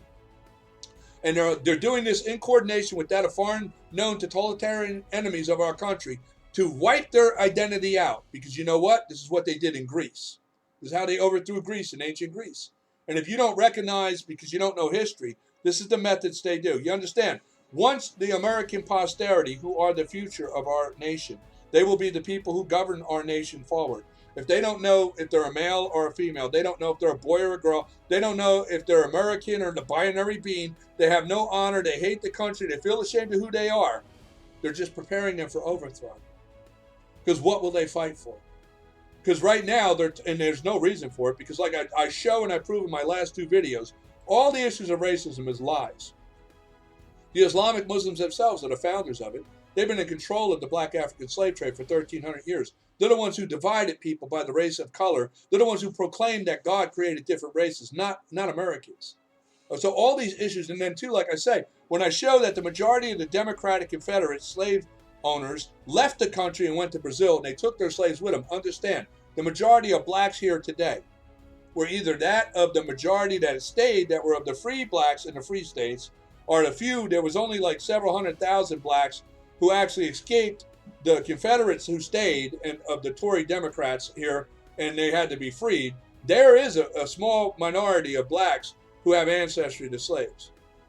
But the majority of you were already free, and your ancestry were free slaves, or you were blacks who came in afterward. That's why they stopped the retribution to slavery, because a lot of people were coming in that were fleeing slavery of the Islamic Muslims in another country's slavery, coming here and then try to get the benefit of it. They were a slave here. And we were like, no, you had nothing to do with it. And one, like I said, the United States of America as a nation, and who we are as the Republic of the Free United States, as Republicans, we had nothing to do with slavery. That was all founded by the British kings under British rule and authority. We were the cause of why it got abolished here. And I'm going to tell you, like I said, 360,000 white American Republicans fought to free the black Americans in this country and to have slavery abolished. Okay? There's no racism in the true America of what it was founded. The only racism and divisiveness that exists is created, motivated, pushed, and sustained by the Democrats and the Muslims in this country. And if we face reality of the truth of the history and the facts as I'm presenting it, we'll realize what we need to do is get rid of what's causing the problem. And with that, I'm going to close out and say thank you for listening to my video.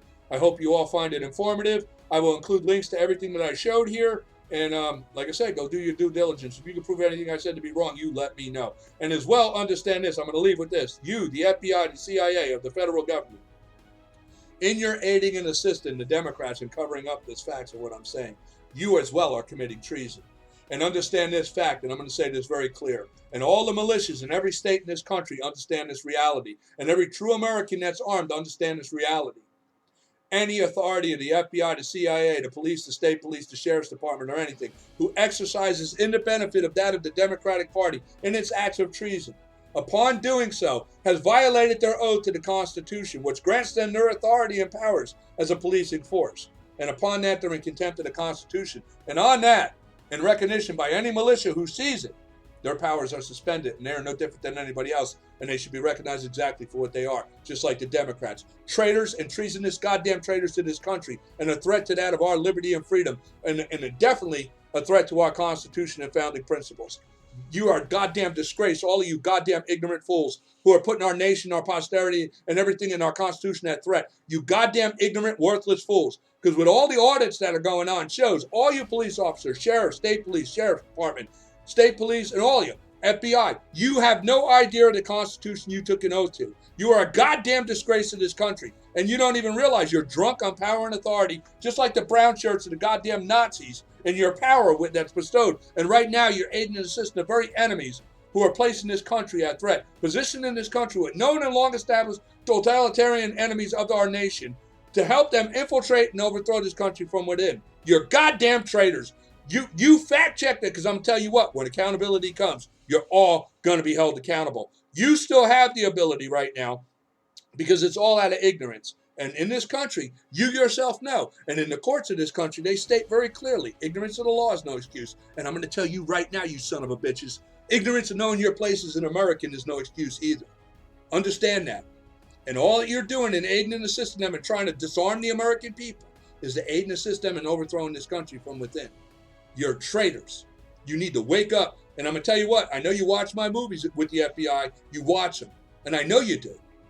You listen to what I'm saying, you son of a bitch. I'm going to tell you right now, when it comes down to the reality of the real, when it gets to it, accountability is going to be handed out. You would be wise right now to look into the truth of what I'm saying and correct yourself and make sure that America is safe and start doing the goddamn right thing. Now understand this, you, the FBI, is as well infiltrated very heavily with these goddamn Democrats and that of these Tories, okay? And if you don't believe it exists, do the fact check on what I'm telling you, because like I said, they just started the Democratic Confederate Socialist Party in Brazil, and they did it with the alliance of that of American Democrats. Heads in the Democratic Party have been over there celebrating it with them right now on vacations and shit, okay? And actually, we've given money to Brazil to finance the goddamn thing. Are you kidding me? Are you kidding me? This is ridiculous. The insanity of what's going on right now is totally ridiculous. But I have stated the truth of what I'm saying, and right now I'm saying it very clear. The Democrats have been committing treason. Our nation is at threat. Our authorities within our own governments, so the FBI, the CIA, the federal levels, and you Republicans, you ignorant son of a bitches, you don't even know the reality of it. You're a bunch of ignorant, no good, lazy-minded goddamn fools too. And you're as great of a threat because you don't know anything I'm talking about or doing anything to really stop it. Right now, you're holding hearings on January 6th about what happened with an insurrection. Are you goddamn kidding me? The insurrection's going on right now with the Democrats and the Muslims and the FBI and the CIA, that of our own authorities, are doing an insurrection right now and an overthrow of the United States of America. And you don't even see it. You don't even see it. Gotta wake up. But with that, like I said, thank you if you listen to my video. And like I said, do the due diligence. I'm going to keep putting it out there. I'm going to tell the facts like they are until people wake up and see it, okay? Thank you again for watching my video, and I'll see you next time.